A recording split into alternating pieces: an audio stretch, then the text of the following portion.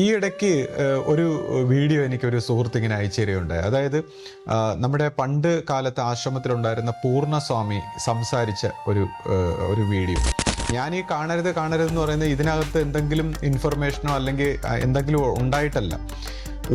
ഒരു മനുഷ്യൻ പ്രസ്ഥാനത്തു നിന്ന് തന്നെ അല്ലെങ്കിൽ ഈ ഒരു വിഷയത്തിൽ നിന്ന് തന്നെ ഓടിച്ചു കളയുന്ന സാഹചര്യങ്ങളുണ്ട്. അപ്പോൾ അതിന് പുറമേക്ക് നമ്മൾ മറ്റു വ്യക്തികളിലൊക്കെ ആയിരിക്കും കാരണം കാണുന്നത്. ഇത് വ്യക്തികളൊന്നുമല്ല, ഒരു വ്യക്തികളുമല്ല. ഞാനിരിക്കുമ്പോൾ നിങ്ങൾ ഇങ്ങനെയാണ് ചെയ്യുന്നതെങ്കിൽ ഞാൻ പോയി കഴിഞ്ഞാൽ നിങ്ങൾ എന്ത് ചെയ്യുമായിരിക്കും എന്ന് ഗുരു ചോദിച്ച ആ പ്രശ്നം അന്നത്തെ ഗുരുവിൻ്റെ ആശ്രമം നടത്തുന്ന ആ പഴയ ആണുങ്ങളായിട്ടുള്ള സന്യാസിമാരിൽ നിന്നും. അപ്പോൾ അദ്ദേഹം പറയുകയാണ് അത് ശിഷ്യപൂജിതയാണ്. ഞാനപ്പോൾ ശ്രദ്ധിച്ചപ്പോൾ അത് ശിഷ്യപൂജിത സംസാരിക്കുന്നത് പോലെ ആദ്യം ശിഷ്യപൂജിതയുടെ ശബ്ദം പോലെ തോന്നുമ്പോൾ, പക്ഷേ ഞാൻ സീരിയസ് ആയിട്ട് ശ്രദ്ധിച്ചപ്പോഴാണ് അത് മനസ്സിലായത് സാത്വിക ജന്യയുടെ സംസാരമാണ്.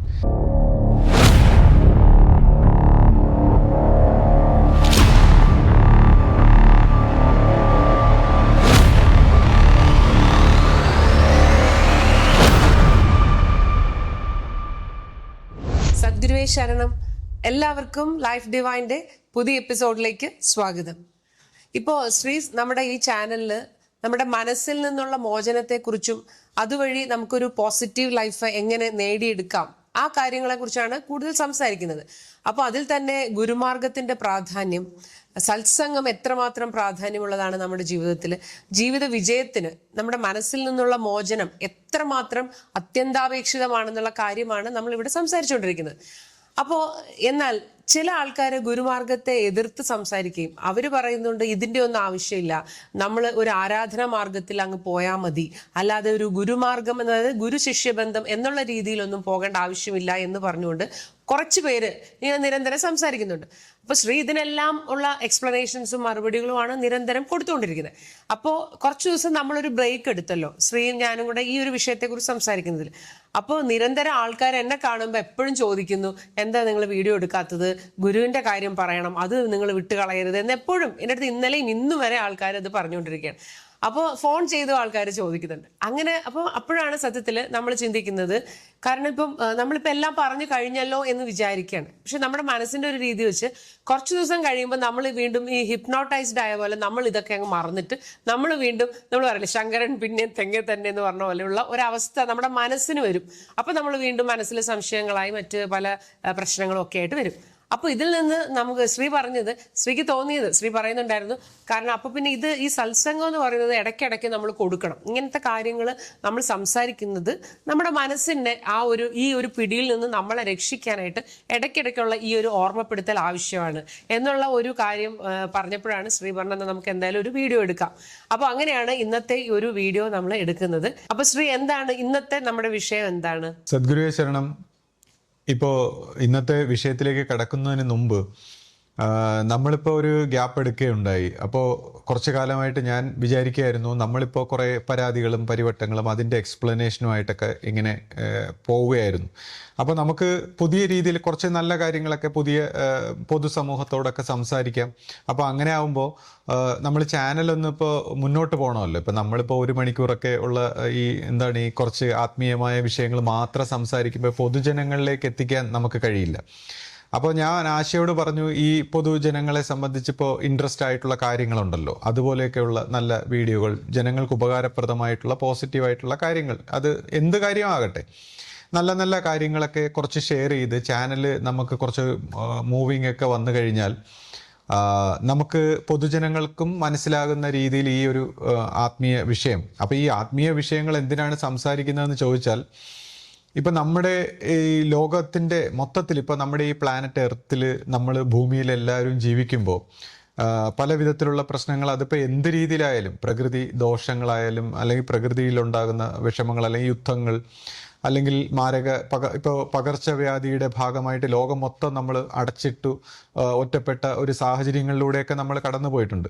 അപ്പോൾ ഇതുപോലുള്ള സാഹചര്യങ്ങളിലേക്ക് മനുഷ്യൻ്റെ മനസ്സ്, ഈ ഭൂമിയിലെ മനുഷ്യൻ്റെ മനസ്സ് മലിനപ്പെടുന്ന സാഹചര്യത്തിൽ ഉണ്ടാകാൻ സാധ്യതയുള്ള മാസമായിട്ട് ഉണ്ടാകാൻ സാധ്യതയുള്ള അപകടങ്ങളെക്കുറിച്ച് ഗുരുക്കന്മാരൊക്കെ എപ്പോഴും ഓർമ്മിപ്പിക്കാറുണ്ട്. അപ്പോൾ ഒരു സത്യമായിട്ടുള്ള ദൈവികമായിട്ടുള്ള ഒരു ആരാധനാ സ്വഭാവത്തിലേക്ക് വന്നുകൊണ്ട് മനുഷ്യൻ്റെ മനസ്സ് ശാന്തമായി നല്ല ഒരു വൈബ്രേഷനിലേക്ക് വന്നില്ലെങ്കിൽ അത് നമ്മുടെ ഈ ലോകത്തിലെ ഈ മനുഷ്യ സമൂഹത്തിന് മൊത്തത്തിൽ തന്നെ അത് പ്രശ്നമാകാൻ സാധ്യതയുള്ള രീതിയിലൊക്കെ പരിണമിക്കാൻ സാധ്യതയുണ്ടെന്നൊക്കെ നമ്മളിങ്ങനെ ഗുരുക്കന്മാർ പറഞ്ഞ് കേട്ടിട്ടുണ്ട്. അപ്പോൾ ആ സാഹചര്യത്തിൽ നമ്മൾ ആരെങ്കിലും കുറച്ച് നല്ല പോസിറ്റീവായിട്ടുള്ള കാര്യങ്ങൾ, ആത്മീയമായ കാര്യങ്ങൾ, യഥാർത്ഥ ഒരു ദൈവികമായിട്ടുള്ള കാര്യങ്ങളൊക്കെ അറിയുകയാണെങ്കിൽ അത് ഷെയർ ചെയ്യണം, അത് കൂടുതൽ ഷെയർ ചെയ്യണം, പ്രചരിപ്പിക്കണം. അങ്ങനെ ആ ദൈവികമായിട്ടുള്ളൊരു ശാന്തി മനുഷ്യൻ്റെ ഈ മനസ്സിൻ്റെ തലത്തിലേക്ക് വരണം എന്നുള്ള അർത്ഥത്തിലാണ് നമ്മൾ ഈ പ്രചരിപ്പിക്കാൻ. അല്ലാതെ നമുക്ക് എന്തെങ്കിലും നേട്ടം ഉണ്ടാകണമെന്നോ അല്ലെങ്കിൽ പിന്നെ എന്താണ് നമുക്കെന്തെങ്കിലും ചാനൽ പ്രൊമോട്ട് ചെയ്യുക എന്നുള്ള ഉദ്ദേശത്തിലൊന്നും അല്ല. നമുക്കിപ്പോൾ മനുഷ്യരാശിയുടെ നന്മയാണ് നമ്മുടെ ഈ നന്മ. അപ്പം മനുഷ്യരാശിക്ക് എന്തെങ്കിലും പ്രശ്നം അല്ലെങ്കിൽ ലോകത്തിൽ മൊത്തത്തിൽ എന്തെങ്കിലുമൊക്കെ പ്രശ്നം വന്നു കഴിഞ്ഞാൽ അത് എല്ലാവരെയും ബാധിക്കുന്ന പ്രശ്നമാണ്. അപ്പോൾ ആ ഒരു അർത്ഥത്തിൽ നമ്മുടെ ഓരോരുത്തരുടെയും ഒരു കടമയാണ് നമ്മൾ ഈ പോസിറ്റീവായിട്ടുള്ള നല്ല കാര്യങ്ങൾ സ്പ്രെഡ് ചെയ്യുക, മാക്സിമം ഈ ഒരു സമൂഹത്തിലേക്ക് സ്പ്രെഡ് ചെയ്തുകൊണ്ട് മനുഷ്യൻ്റെ മനസ്സിൻ്റെ ഒരു വൈബ്രേഷൻ ശുദ്ധമാക്കി എടുക്കണം എന്നുള്ളത്. അപ്പോൾ നമ്മളെ സംബന്ധിച്ച് അത് ഗുരുസ്വരൂപത്തിലൂടെ ആ ഏകം സത്യമായിട്ടുള്ള പരമമായിട്ടുള്ള ദൈവത്തിനെ ഗുരുമാർഗത്തിൽ സാക്ഷാത്കരിച്ചുകൊണ്ട് അല്ലെങ്കിൽ ഗുരുസ്വരൂപത്തിലൂടെ അതിനെ വണങ്ങിക്കൊണ്ട് നമുക്ക് അചിന്ത്യവും അവ്യക്തവും ഒരു രീതിയിലും നമുക്ക് മനസ്സുകൊണ്ട് കോംപ്രിഹെൻഡ് ചെയ്യാൻ പറ്റാത്ത ആ സത്യത്തെ എങ്ങനെ ഗുരുമാർഗത്തിലൂടെ നമുക്കതിനെ അഭിമുഖീകരിക്കാം അല്ലെങ്കിൽ ആ സത്യത്തിലേക്ക് പരിണമിക്കാം എന്നുള്ള വിഷയമാണ് നമ്മൾ ഈ ചാനലിലൂടെ സംസാരിക്കുന്നത്. അപ്പോൾ അങ്ങനെ ആ ഗുരുമാർഗത്തിൽ പരിണമിക്കുമ്പോൾ ഒരു മനുഷ്യൻ്റെ മനസ്സിന് ഏത് രീതിയിൽ പരിണാമം ഉണ്ടാകുന്നു, അതായത് മനുഷ്യന് ബോധമണ്ഡലത്തിൽ എന്ത് പരിണാമം ഉണ്ടാകുന്നു, അദ്ദേഹത്തിൻ്റെ മനുഷ്യൻ്റെ മനസ്സിന് എന്ത് രീതിയിൽ പരിണാമം വന്നുകൊണ്ട് അവന് യഥാർത്ഥമായിട്ടുള്ള ഒരു സ്നേഹവും ശാന്തിയും ആ നന്മ അവൻ്റെ ഹൃദയത്തിലൂടെ ഈ ലോകത്തിലേക്ക് വ്യാപിക്കുന്ന ഒരു വിഷയത്തെക്കുറിച്ചൊക്കെയാണ് നമ്മൾ സംസാരിക്കുന്നത്. അപ്പോൾ ഇങ്ങനെയുള്ള ഒരു വിഷയത്തിൽ ഗുരുമാർഗത്തിനും ഗുരുദർശനത്തിനും സത്സംഗത്തിനും ഒക്കെ ഉള്ള പ്രാധാന്യത്തെക്കുറിച്ചൊക്കെ പറയുമ്പോൾ ചില വ്യക്തികൾ വന്നിരുന്നുകൊണ്ട് ചില നെഗറ്റീവായിട്ടുള്ള വീഡിയോകളും അല്ലെങ്കിൽ ഇതിനെ എതിർത്തുകൊണ്ടൊക്കെ സംസാരിക്കുന്നതും മറ്റ് ഇന്നലെ വരെ കണ്ടിട്ടുള്ള ആരാധനാ സ്വഭാവത്തിലുള്ള ആരാധനാ മാർഗങ്ങൾ മാത്രം മതി എന്നൊക്കെ പറഞ്ഞുകൊണ്ട് സംസാരിക്കുന്നതൊക്കെ നമ്മൾ നിരന്തരം കാണുന്നതാണ്. അതിന് നമ്മൾ പലപ്പോഴും നമ്മുടെ ചാനലിലൂടെ നമ്മൾ മറുപടിയൊക്കെ പറഞ്ഞിട്ടുണ്ട്, വിശദീകരണങ്ങളൊക്കെ പറഞ്ഞിട്ടുണ്ട്. അപ്പോൾ ഈ ഇടയ്ക്ക് ഒരു വീഡിയോ എനിക്കൊരു സുഹൃത്തിങ്ങനെ അയച്ചു തരികയുണ്ടായി. അതായത് നമ്മുടെ പണ്ട് കാലത്ത് ആശ്രമത്തിലുണ്ടായിരുന്ന പൂർണ്ണസ്വാമി സംസാരിച്ച ഒരു വീഡിയോ. അപ്പോൾ പൂർണ്ണസ്വാമിയുടെ പ്രഭാഷണമാണ് ആക്ച്വലി അത്. വളരെ നേരത്തെ ആദ്യ സമയത്ത് അദ്ദേഹം സംസാരിച്ച ഒരു പ്രഭാഷണം. അപ്പോൾ അന്ന് ഈ വീഡിയോ ഞാൻ ഇങ്ങനെ കണ്ടായിരുന്നു യൂട്യൂബിൽ. അപ്പോൾ അത് 1.5 മണിക്കൂറിലൊക്കെ കൂടുതലുള്ള ഒരു വലിയ വീഡിയോ. ഞാൻ അത് കണ്ടില്ല, ഞാനത് അങ്ങ് സ്കിപ്പ് ചെയ്ത് കളയാണ് ഉണ്ടായത്. അപ്പം ഞാനിങ്ങനെ നമ്മളിങ്ങനെ കാണരുത് അല്ലെങ്കിൽ ഇതുപോലുള്ള നെഗറ്റീവായിട്ടുള്ള കാര്യങ്ങൾ കാണരുതെന്ന് പറയുമ്പോൾ മറ്റ് ചില വ്യക്തികളൊക്കെ പറയാറുണ്ട് അവർ എല്ലാം കണ്ട് പഠിക്കും, അവർക്കതൊന്നും ഒരു പ്രശ്നമല്ല എന്ന് പറയുന്നു. പക്ഷേ ഞാൻ ഈ കാണരുതെന്ന് പറയുന്നത് ഇതിനകത്ത് എന്തെങ്കിലും ഇൻഫർമേഷനോ അല്ലെങ്കിൽ എന്തെങ്കിലും ഉണ്ടായിട്ടല്ല. ഒരു മനുഷ്യൻ സത്യം പറഞ്ഞാൽ വളരെയധികം ഒരു അൺകോൺഷ്യസ് ആയിട്ടുള്ള ഒരു സ്റ്റേറ്റിലാണ്. അവൻ്റെ മനസ്സെന്ന് പറഞ്ഞാൽ ഒരു ബലിയാടിനെ പോലെ മനുഷ്യൻ ജീവിക്കുകയാണ്. കാരണം ഈ ചിന്തകൾ ഇങ്ങനെ വന്നിട്ട് അവൻ്റെ ഉള്ളിൽ ഈ പല സ്വഭാവത്തിലുള്ള ചിന്തകളുണ്ട്. അവൻ്റെ സ്വന്തം കർമ്മത്തിൻ്റെ ചിന്തകൾ, പിതൃക്കൾ, ആരാധനാ സ്വഭാവത്തിൽ, അങ്ങനെ എല്ലാ തരത്തിലുള്ള ചിന്തകളെ ഇങ്ങനെ ഒരു ആൻറ്റിന പോലെ സ്വീകരിച്ച് അതിൻ്റെ ഇതിൽ ബലിയാടാകുന്ന ഒരു അവസ്ഥയിലാണ് മനുഷ്യൻ പോകുന്നത്. അപ്പോൾ സ്വന്തം ചിന്തകളെ തന്നെ അതിവർത്തിച്ചു പോകാൻ മനുഷ്യൻ അശക്തനാണ്. അത് അവൻ്റെ കർമ്മഗതിയായിട്ടിരിക്കുകയാണ്. അപ്പോൾ ഇതുപോലുള്ള നെഗറ്റീവായിട്ടുള്ള കാര്യങ്ങളും കൂടെ കൊടുത്താൽ അവൻ്റെ അവസ്ഥ എന്താവും? കാരണം നമ്മൾ പോസിറ്റീവായിട്ടുള്ള വളരെ പോസിറ്റീവായിട്ടുള്ള ഡിവൈനായിട്ടുള്ള സ്നേഹത്തിൻ്റെ ഭാവത്തിലുള്ള നല്ല വൈബ്രേഷനുള്ള കാര്യങ്ങൾ മാത്രമേ ചിന്തിക്കാവൂ. അങ്ങനെയാണെങ്കിൽ മാത്രമേ നമുക്ക് ഇതിന്ന് മോചനം നേടാൻ പറ്റൂ. എത്ര ലോജിക്കലായിട്ടും എത്ര റാഷണലായിട്ടും എത്ര ബുദ്ധിപരമായിട്ടും പ്രസൻറ്റ് ചെയ്താലും ഈ ചിന്താധാരയുടെ ഒരു അപ്പുറത്തിരിക്കുന്ന സ്നേഹത്തിൻ്റെ വൈബ്രേഷനിലേക്ക് മനുഷ്യന് ഉയർന്നാൽ മാത്രമേ മനുഷ്യന് ശാന്തി കണ്ടെത്താൻ പറ്റൂ. അപ്പോൾ ആ ഒരു അർത്ഥത്തിൽ ഞാനിങ്ങനെ ഇതുപോലുള്ള ചാനലുകൾ, മനുഷ്യൻ അശക്തനാണ്. കാരണം അവൻ്റെ സ്വന്തം ചിന്തയെ അതിവർത്തിക്കാൻ പോലും അശക്തനായിരിക്കുമ്പോൾ ഇതേപോലുള്ള നെഗറ്റീവ് കാര്യങ്ങൾ കാണരുതെന്നാണ് ഞാൻ എപ്പോഴും പറയാറുള്ളത്. അപ്പോൾ ആ രീതിയിൽ ഞാൻ പറഞ്ഞു, ഞാൻ ഇതിനൊക്കെ പല രീതിയിലൊക്കെയുള്ള മറുപടികളും പല കാര്യങ്ങളും ഒക്കെ പറഞ്ഞു കഴിഞ്ഞു. ഇനിയും ഇത് സമയം പോകാനെന്നും പറഞ്ഞ് കണ്ടുകൊണ്ടിരുന്നാൽ നമ്മൾ പോലും അറിയാതെ ആക്ച്വലി നമ്മുടെ ബ്രെയിനിൽ ഇതൊരു പൈശാചികം പോലെ ഇതൊരു ഗ്രിപ്പിടും. നമ്മൾ വരിക്കും, ഇപ്പോൾ ചിലർ വരിക്കും ഇതൊരു സമയം പോകാൻ, ഇതൊക്കെ കുറച്ച് കണ്ട് എൻ്റർടൈൻമെൻറ്റ് പോലെ കാണാം. പക്ഷേ എന്ത് പറ്റും? നമ്മുടെ ഒരു വീക്ക് പോയിന്റിലാണ് ഇത് കയറി പിടിക്കുന്നത്. നമ്മുടെ ഉള്ളിൽ ഈ ചിന്ത, ഈ വൈറസ് പോലുള്ള ഈ പ്രോഗ്രാംസ് നമ്മൾ കടത്തി വിട്ട് കഴിഞ്ഞാൽ എല്ലാ മനുഷ്യർക്കും ഒരു പ്രതിസന്ധി ഘട്ടങ്ങൾ വരും ജീവിതത്തിൽ. ഓരോ പ്രതിസന്ധി ഘട്ടങ്ങൾ വരുമ്പോൾ ഈ പ്രതിസന്ധി ഘട്ടം വരുന്ന സമയത്താണ് നമ്മൾ ഈ വൈറസ് പ്രോഗ്രാം കയറി പിടിക്കുന്നത്. അതുകൊണ്ട് നമ്മൾ ഇതുപോലുള്ള കാര്യങ്ങൾ, ഈ വൈറസ് പ്രോഗ്രാംസ് നമ്മുടെ ചെവിയിലൂടെ കയറ്റി നമ്മുടെ സിസ്റ്റത്തിൽ എറർ ആക്കരുത്. ഇപ്പം നമ്മളെപ്പോഴും പറയും, ഇന്നത്തെ ഈ ഇൻ്റർനെറ്റിൻ്റെ വേൾഡിൽ കമ്പ്യൂട്ടർ എല്ലാം കണക്റ്റഡ് ആണ്. അപ്പോൾ ഈ നമ്മുടെ കമ്പ്യൂട്ടറിൽ വൈറസ് കയറാതെ നമ്മൾ സൂക്ഷിക്കേണ്ടത് വളരെ അത്യാവശ്യമാണ്. ഇപ്പോൾ ഒരുപാട് കാര്യങ്ങൾ ഇൻ്റർനെറ്റിലൂടെ വരുന്നുണ്ട് എന്നും പറഞ്ഞ് നമുക്ക് വൈറസ് പ്രോഗ്രാംസ് നമ്മുടെ കമ്പ്യൂട്ടറിൽ കയറ്റാൻ പറ്റുമോ? അതുപോലെ തന്നെ, എന്നാൽ പിന്നെ അത് മാൽ ഫങ്ഷൻ ആകും. അതുപോലെ തന്നെ നെഗറ്റീവായിട്ടുള്ള കാര്യങ്ങളും വൈറസ് പ്രോഗ്രാംസ് ആണ്. ഇത് നമ്മുടെ ബ്രെയിനും ഒരു ബയോളജിക്കൽ കമ്പ്യൂട്ടർ തന്നെയാണ്. നമ്മുടെ ബ്രെയിനിൽ ഇത് കയറി പറ്റിക്കഴിഞ്ഞാൽ പിന്നെ നമുക്ക് എന്തെങ്കിലും ഒരു പ്രോബ്ലം വരുമ്പോഴായിരിക്കും ഇത് നമ്മളെ കയറി പിടിക്കുന്നത്, നമ്മളെ തെറ്റിക്കുന്നത്. നമ്മൾ പോലും അറിയാതെ നമ്മളെ തെറ്റിച്ച് കളയും. അപ്പോൾ ഇങ്ങനെയുള്ളൊരു സാഹചര്യത്തിലാണ് ഞാനിതെല്ലാം കാണരുതെന്ന് പറയുന്നത്. അപ്പോൾ എന്തായാലും ഈ അടുത്ത കാലത്ത് എൻ്റെ ഒരു സുഹൃത്ത് ഈ ഒരു വീഡിയോ, വലിയ ലെങ്ത്തുള്ളൊരു വീഡിയോ അയച്ചു തന്നു. അപ്പോൾ ഇന്നത്തെ കാലത്ത് ഇപ്പോൾ യൂട്യൂബിലൊക്കെ സ്പീഡിന് കേൾക്കാനുള്ള ഓപ്ഷൻ ഉണ്ട്. അതായത് നമ്മുടെ വീഡിയോ വളരെ സ്പീഡിന് കേൾക്കാം. ഇപ്പോൾ എൻ്റെ വീഡിയോ ആയാലും മണിക്കൂറൊക്കെ, 1 മണിക്കൂറിന് അപ്പുറത്തൊക്കെ വരുമ്പോൾ ചിലർക്ക് സമയമില്ലെന്നുണ്ടെങ്കിൽ വളരെ സ്പീഡായിട്ട് കാണാനുള്ള ഓപ്ഷൻ ഉണ്ട് യൂട്യൂബിൽ. അത് നമുക്ക് വളരെ വ്യക്തമായിട്ട് മനസ്സിലാവുകയും ചെയ്യും, നമുക്ക് സമയം ലാഭിക്കാനും പറ്റും. അപ്പോൾ ഞാനിത് കുറച്ച് ലെങ്തായ വീഡിയോ ആണെങ്കിലും സ്പീഡായിട്ട് കേട്ടു. പക്ഷേ ആദ്യം ഞാൻ സ്പീഡിന് കേട്ടെങ്കിലും ഞാൻ പെട്ടെന്ന് സ്പീഡ് കുറച്ചു. കാര്യം നല്ല ഒരു പ്രഭാഷണം പൂർണ്ണസ്വാമി പറയുന്നത്. അതേസമയം അതിന് വിശദീകരണങ്ങൾ കൊടുക്കുന്നത് അദ്ദേഹത്തിൻ്റെ മനസ്സിൻ്റെ നിലവാരത്തിൽ അദ്ദേഹം വിശദീകരണങ്ങൾ കൊടുക്കുന്നു. അതിനെ സംബന്ധിച്ച് ഞാൻ സ്പീഡിന് കേൾക്കുകയും ഈ പൂർണ്ണസ്വാമി സംസാരിക്കുന്നത് വളരെ ഞാൻ സൂക്ഷിച്ച് കേട്ടു. കാരണം അന്നത്തെ കാലത്ത് അദ്ദേഹം അത് വളരെ ശരിയായ കാര്യങ്ങളാണ് പറഞ്ഞേക്കുന്നത്. അപ്പോൾ ഈ പ്രഭാഷണം സത്യം പറഞ്ഞാൽ ഞാൻ കേട്ടിട്ടില്ലായിരുന്നു. അപ്പോൾ ഇത് കേട്ടതിൽ എനിക്ക് വളരെയധികം സന്തോഷമുണ്ട്. ഇത് ഷെയർ ചെയ്ത ആളിന് ഞാനൊരു നന്ദി പ്രകടിപ്പിക്കുകയാണ്. കാരണം ഈ രീതിയിലുള്ളൊരു പ്രഭാഷണത്തിലൂടെ അന്നത്തെ ആ കാലത്തെ ആശ്രമ സ്വഭാവത്തിൽ നടന്ന ഒരുപാട് കാര്യങ്ങൾ എനിക്ക് കേൾക്കാൻ പറ്റി. കാരണം ഞാൻ അന്നത്തെ കാലത്ത് നമ്മൾ ചെറുപ്പത്തിലൊക്കെ വന്നും പോയി നിൽക്കുന്നതുകൊണ്ട് നമുക്ക് അത്രത്തോളം കൂടുതൽ ഇതിനെക്കുറിച്ച് അറിഞ്ഞുകൂടാ. അപ്പോൾ ഈ പൂർണ്ണസ്വാമിയുടെ ഈ വിശദീകരണത്തിലൂടെ എനിക്ക് പല കാര്യങ്ങളും മനസ്സിലാക്കാൻ പറ്റി. അത് മുഴുവനും ശരിയാണ്. അദ്ദേഹം പറഞ്ഞേക്കുന്ന കാര്യങ്ങൾ, അദ്ദേഹം എക്സ്പ്ലെയിൻ ചെയ്ത കാര്യങ്ങളെല്ലാം ശരിയായിട്ടുള്ള ആത്മീയമായിട്ടുള്ള വലിയ നല്ല കാര്യങ്ങൾ തന്നെയാണ്.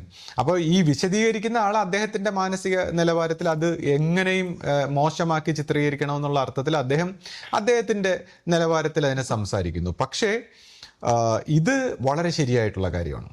അപ്പോൾ ഈ മോശമായിട്ട് എന്തുകൊണ്ട് വിശദീകരിക്കുന്നു? ഇപ്പോൾ ആ ചാനലിൽ തന്നെ ഒരു സ്ത്രീയുടെ ഒരു ശബ്ദം, ഒരു വിശ്വാസിയാണെന്നാണ് പറയുന്നത്, എനിക്കറിയില്ല, ശബ്ദം കേട്ട് എനിക്ക് തിരിച്ചറിയാൻ പറ്റുന്നില്ല. അപ്പോൾ ആ വ്യക്തി ഞാൻ പറഞ്ഞ കാര്യങ്ങളെയൊക്കെ പോലും പല കാര്യങ്ങളും ഇങ്ങനെ എടുത്ത് തെറ്റായിട്ട് വിശദീകരിക്കുന്നു. അല്ലെങ്കിൽ ഇപ്പോൾ ചില കാര്യങ്ങൾ, ഇപ്പോൾ ഞാൻ എന്തെങ്കിലും സംസാരിക്കുമ്പോൾ സാഗൂത അതെല്ലാം ഇങ്ങനെ കേട്ടിട്ട് അതിനകത്തുനിന്ന് ഒരു തെറ്റായ കാര്യം അവരെ എക്സ്ട്രാക്ട് ചെയ്തെടുക്കുന്നു. അതായത് അവരുടെ ആ തെറ്റായ കാര്യം വിശദീകരിക്കാൻ വേണ്ടി ഞാൻ ഈ സംസാരിച്ച കാര്യങ്ങളെ ഇങ്ങനെ സാഗൂതം കേട്ടിട്ട് അതിനകത്ത് അവർക്ക് തെറ്റെന്ന് തോന്നുന്ന എടുത്തു വെച്ച് പറയുകയാണ്. പക്ഷേ ഈ തെറ്റെന്ന് തോന്നുന്നത് എടുത്തു വെച്ച് വലിയ കാര്യത്തിലങ്ങ് പറഞ്ഞു കഴിയുമ്പോൾ, ഇപ്പം എന്നോടത് ചോദിച്ചാൽ ഞാൻ പറഞ്ഞുതരാം അതെന്താണ് അതിൻ്റെ തെറ്റായിട്ട് തോന്നാനുണ്ടായ കാരണം എന്താണെന്ന്. അത് ചോദിച്ചാലേ പറഞ്ഞുതരാൻ പറ്റൂ. അപ്പോൾ ഇതിങ്ങനെ ഒരു ചോദ്യം പോലെ ചോദിക്കുന്നതിന് പകരം ഇതെന്താണ് നിങ്ങൾ ഇങ്ങനെ ഉദ്ദേശിച്ചത്, അത് ഇന്നതല്ലേ എന്നാണ് മാന്യമായിട്ട് ചോദിക്കേണ്ടത്. അതിന് പകരം കണ്ടോ ഇത് ഇങ്ങനെ അങ്ങ് തെറ്റി, അപ്പോൾ അവരിങ്ങനെയല്ലേ പറഞ്ഞത്, അപ്പോൾ അത് അങ്ങനെയല്ലേ എന്നൊക്കെ പറഞ്ഞ് വലിയ കാര്യത്തിലൊക്കെ അങ്ങ് പ്രസൻറ്റ് ചെയ്യും. പക്ഷേ ഞാൻ വന്ന് എക്സ്പ്ലെയിൻ ചെയ്യുമ്പോഴത്തേക്കാണ് അത് മനസ്സിലാവുന്നത് അതൊരു അബദ്ധമായി പോയത്. അപ്പോൾ എന്തുകൊണ്ട് ഇങ്ങനെ തെറ്റായിട്ടൊക്കെ ഇങ്ങനെ കാള പറ്റുമെന്ന് കേട്ട് കയറെടുത്തുകൊണ്ട് ഇങ്ങനെ സംസാരിക്കാൻ വരുന്നു? ഇപ്പോൾ ഞാൻ നോക്കുമ്പോൾ ഈ അടുത്ത കാലത്ത് നമ്മൾ എല്ലാ കാര്യവും നമുക്കിപ്പോൾ എന്തെങ്കിലും ടെക്നിക്കലായിട്ടുള്ള സംശയങ്ങളൊക്കെ, ഇപ്പോൾ കാറിൻ്റെ ചില സംശയങ്ങൾ, ഇപ്പോൾ കാറിൻ്റെയൊക്കെ ചില ടെക്നിക്കലായിട്ടുള്ള മെയിൻ്റനൻസിൻ്റെയൊക്കെ ഫങ്ഷൻസോ അല്ലെങ്കിൽ നമ്മൾ കമ്പ്യൂട്ടറിൻ്റെ മെയിൻ്റനൻസിൻ്റെ ഫങ്ഷൻസോ, ഇപ്പോൾ എന്ത് കാര്യവും ഞാനിപ്പോൾ ഗൂഗിൾ ജെമിനിയോട് ഇങ്ങനെ ചോദിക്കാറുണ്ട്. ഗൂഗിൾ ജെമിനിയോട് എഴുതി ഇങ്ങനെ ചോദിക്കും, ഇംഗ്ലീഷിൽ അത് ചോദിക്കുമ്പോൾ അത് കറക്റ്റ് മണി പോലെ എല്ലാ കാര്യങ്ങളും നമുക്ക് എക്സ്പ്ലെയിൻ ചെയ്തു തരും. വളരെ സഹായമാണിപ്പോൾ. ഈ അടുത്ത കാലത്ത് എൻ്റെ ഒരു മെയിൽ ഇങ്ങനെ ഹാക്കായിപ്പോയി. അപ്പോൾ ഒരു മെയിൽ ഹാക്കായി പോയി കഴിഞ്ഞാൽ ജിമെയിലൊക്കെ എങ്ങനെ അതിൻ്റെ ജിമെയിലിൻ്റെ കസ്റ്റമർ കെയറിൽ കോൺടാക്ട് ചെയ്യണം, എന്നിട്ട് ഈ ആർട്ടിഫിഷ്യൽ ഇൻ്റലിജൻസ് ആയിട്ടുള്ള ഈ ജെമിനി എന്നോട് പറഞ്ഞു തരികയാണ്, നിങ്ങൾ സംസാരിക്കുമ്പോൾ അവിടെ ആർട്ടിഫിഷ്യൽ ഇൻ്റലിജൻസ് ആയിരിക്കും നിങ്ങളോട് സംസാരിക്കുന്നത്, പക്ഷേ നിങ്ങൾക്കൊരു ഒരു മനുഷ്യനുമായിട്ട് സംസാരിക്കണമെന്ന് നിങ്ങൾ തന്നെ അങ്ങോട്ട് പറയണം എന്നൊക്കെ പറഞ്ഞ് ഈ ആർട്ടിഫിഷ്യൽ ഇൻ്റലിജൻസ് ആണ് എല്ലാ കാര്യങ്ങളും പറഞ്ഞു തരുന്നത്. അപ്പം ഞാൻ അതുപോലെയൊക്കെ ചെയ്തു. അങ്ങനെ എനിക്ക് ആ കംപ്ലൈൻ്റ് ഒക്കെ രജിസ്റ്റർ ചെയ്യാൻ പറ്റി, അതിൻ്റെയൊക്കെ സഹായമുണ്ട്.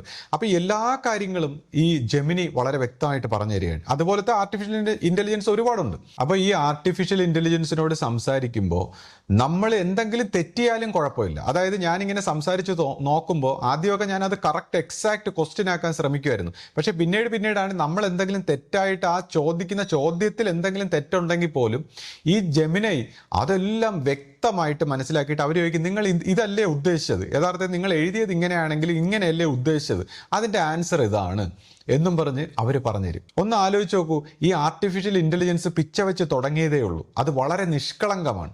അതായത് മനുഷ്യൻ്റെ കുതന്ത്രങ്ങളൊന്നും അതിനില്ല. നമ്മൾ എന്ത് പറയുന്നോ അതിനെ മാക്സിമം ശരിയായിട്ട് മനസ്സിലാക്കാനാണ് ആ ജെമിനി എന്ന് പറയുന്ന ആർട്ടിഫിഷ്യൽ ഇൻ്റലിജൻസിൻ്റെ മനസ്സ് ശ്രമിക്കുന്നത്.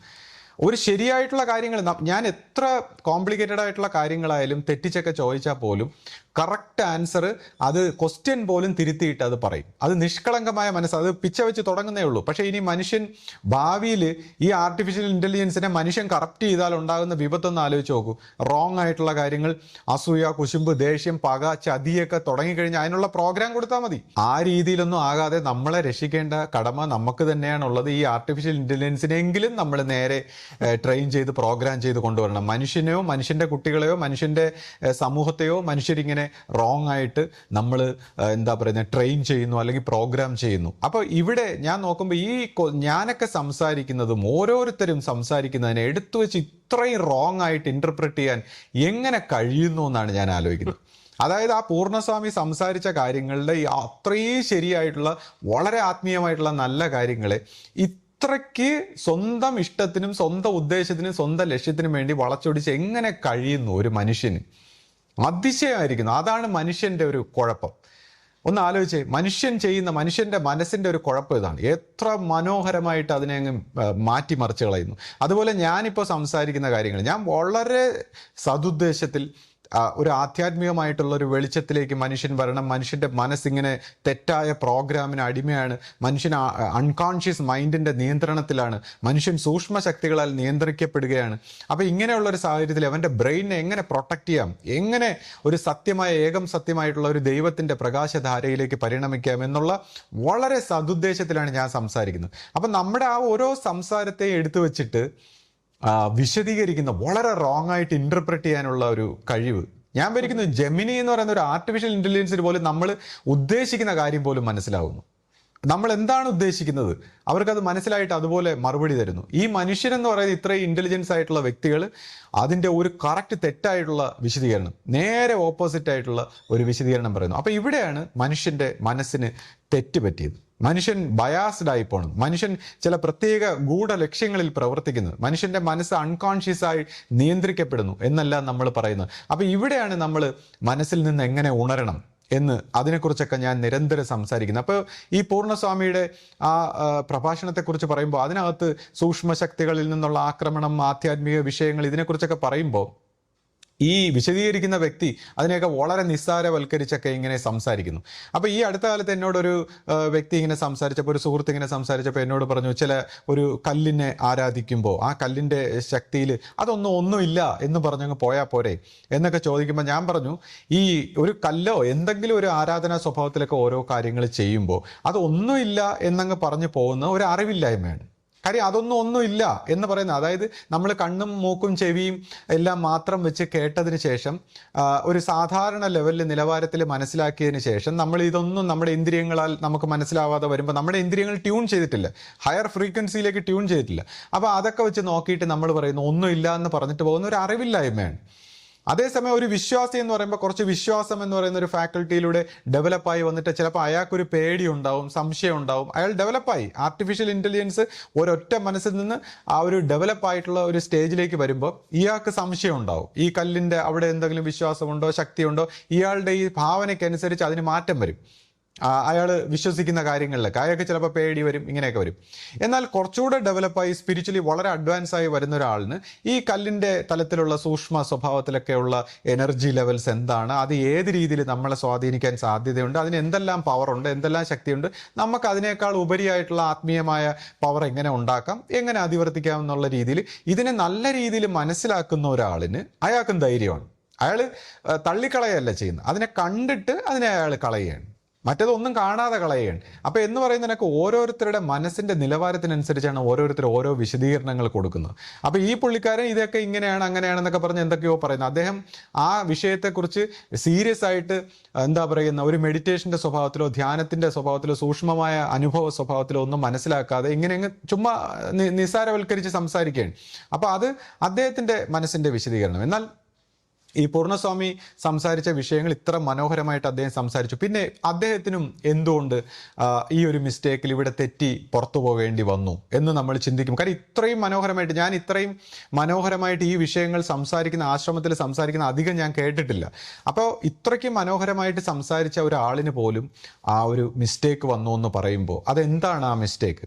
അപ്പോൾ ഇവിടെയാണ് ആശ്രമ സ്വഭാവത്തിൽ നമ്മൾ വളരെ സൂക്ഷിക്കേണ്ട ഒരു കാര്യം. ഈ ആശ്രമ സ്വഭാവത്തിൽ നമുക്കൊരു ആധ്യാത്മികമായിട്ടുള്ള ഒരു അറിവൊക്കെ വന്ന് കുറേ വിശദമായിട്ട് ചിന്തിക്കാനും വ്യത്യസ്തമായിട്ട് സംസാരിക്കാനും ഇതെല്ലാം കഴിയുമ്പോൾ നമുക്ക് സ്വാഭാവികമായിട്ട് നമുക്കൊരു സ്റ്റേറ്റ് ഓഫ് അവയർനെസ്, അതായത് ആധ്യാത്മികമായ മനുഷ്യൻ ഏറ്റവും ഡെവലപ്പ് ചെയ്യുമ്പോൾ അഹന്തയുടെ ഭാഗത്ത് അയാൾ ഡെവലപ്പ് ചെയ്ത് അയാളൊരു വലിയ ഒരു ശ്രേഷ്ഠനായിട്ടുള്ള ഒരു വ്യക്തിത്വമായി മാറാറുണ്ട്. അപ്പോൾ ആ ഒരു വ്യക്തിത്വ സ്വഭാവത്തിൽ നമ്മൾ ഇത്രയും വികസിച്ച് വരുമ്പോൾ സ്വാഭാവികമായും മനുഷ്യനൊരു അഹന്ത ഉണ്ടാവും. പിന്നെ അദ്ദേഹത്തിൻ്റെ അഹന്തയെ അതിവർത്തിക്കുന്ന ഒരു തലമാണ്. അതായത് അദ്ദേഹം അഹന്തയെ അതിവർത്തിക്കുന്ന ഒരു സ്റ്റേജിലേക്ക് വരുമ്പോൾ അദ്ദേഹത്തിന് ഒരുപാട് പ്രശ്നങ്ങളുണ്ടാവും ജീവിതത്തിൽ. എന്ന് പറഞ്ഞാൽ നേരത്തെ മിത്രങ്ങളായിരിക്കുന്നവരെല്ലാം ശത്രുക്കളാകും, ചുറ്റുവട്ടത്ത് ഒരുപാട് എതിർപ്പുകളുണ്ടാവും, പലരും നമ്മളെ പാര വയ്ക്കുന്നതും ചതിക്കുന്നതും ഒഴിവാക്കുന്നതും നമ്മുടെ ഈഗോ ഹേർട്ടാവുന്ന സിറ്റുവേഷൻ ഉണ്ടാവും. അത് ആശ്രമത്തിൽ നിന്നെന്ന് മാത്രമല്ല, ഈ അങ്ങനെയുള്ള ഒരു തലത്തിലേക്ക് കടന്നാൽ ഈ ലോകത്ത് നിന്ന് അങ്ങനെ തന്നെ ഉണ്ടാവും. പ്രകൃതിയാണ്, ഈ മറ്റു മനുഷ്യരിലൂടെ പ്രകൃതിയുടെ ഒരു പ്രവർത്തനമാണ് ഒരു വ്യക്തിയെ ഈ അഹന്തയുടെ മാക്സിമം ആയിട്ട് വളർത്തിയതിന് ശേഷം അവൻ്റെ ജീവൻ്റെ സെൻറ്ററിലേക്ക് ഒതുക്കി ആ ദൈവികമായിട്ടുള്ള ഒരു സത്യം എന്താണ്, അല്ലെങ്കിൽ ജീവൻ്റെ സ്വഭാവം എന്താണ്, അങ്ങനെ ജീവൻ എങ്ങനെ ആത്മസമർപ്പണത്തിലേക്ക് വളരണമെന്നെല്ലാം മനസ്സിലാക്കാൻ വേണ്ടി ഒരു വ്യക്തിക്ക് ഉണ്ടാകുന്ന ഒരു ചുറ്റുവട്ടത്ത് ഉണ്ടാകുന്ന ഒരു പരിവർത്തനമാണ്. അപ്പോൾ ഈ ആധ്യാത്മികമായി തുടക്കത്തിൽ ഇങ്ങനെ വിശ്വാസത്തിലെല്ലാം വളർന്നു വരാൻ എല്ലാവർക്കും താല്പര്യമായിരിക്കും, വലിയ ഉത്സാഹമായിരിക്കും, ആദ്യ സ്റ്റെപ്പിലൊക്കെ വളരെ സന്തോഷമായിരിക്കും. പക്ഷേ ഈ ഒരു തലത്തിലേക്ക് എത്തുമ്പോഴാണ് മനുഷ്യൻ്റെ ഏറ്റവും വലിയ പരീക്ഷണങ്ങൾ തുടങ്ങുന്നത്. അതായത് 4 വശത്തുനിന്നും ആൾക്കാർ ഉപദ്രവിക്കാൻ തുടങ്ങുന്നു, പാര വയ്ക്കാൻ തുടങ്ങുന്നു, ഒതുക്കാൻ തുടങ്ങുന്നു, അങ്ങനെയൊക്കെ തുടങ്ങുന്നത് അത് ആക്ച്വലി പ്രകൃതിയാണ്. അപ്പോൾ ഈ ഒരു തലത്തിലെത്തുമ്പോൾ നമ്മളുടെ ഒരു ഭക്തി കൊണ്ടും വിശ്വാസം കൊണ്ടും സമർപ്പണം കൊണ്ടും ഇതിനെല്ലാം സ്വീകരിക്കാനും, ഇത് പ്രകൃതിയാണ്, അല്ലെ നമ്മളെന്ന് പറയുന്ന ഒരു വ്യക്തി മറ്റു വ്യക്തികളെ ഇങ്ങനെ സംശയിക്കാതെ ഇത് പ്രകൃതിയാണ്, ഇത് ദൈവമാണ്, എൻ്റെ ആ ഒരു തൻ്റെ കർമ്മഗതിയാണ് താൻ ചുറ്റുവട്ടത്തുള്ള ലൈഫായിട്ട് അനുഭവിക്കുന്നതെങ്കിൽ ഈ കർമ്മഗതി തന്നെ എന്തോ ഒരു സത്യത്തിലേക്ക് ഉണർത്താൻ തന്നെ ഹെൽപ്പ് ചെയ്യുന്നു എന്നുള്ള അർത്ഥത്തിൽ ഇത് പോസിറ്റീവായിട്ട് കാണുന്ന ഒരു വ്യക്തിക്ക് വളരെ വലിയ ഒരു ആധ്യാത്മിക പരിണാമം ഉണ്ടാകുന്നതാണ്. അതേസമയം ഇത് നെഗറ്റീവായിട്ടുള്ള കാണുന്ന വ്യക്തികൾ തെറ്റിപ്പോകുന്നതാണ്.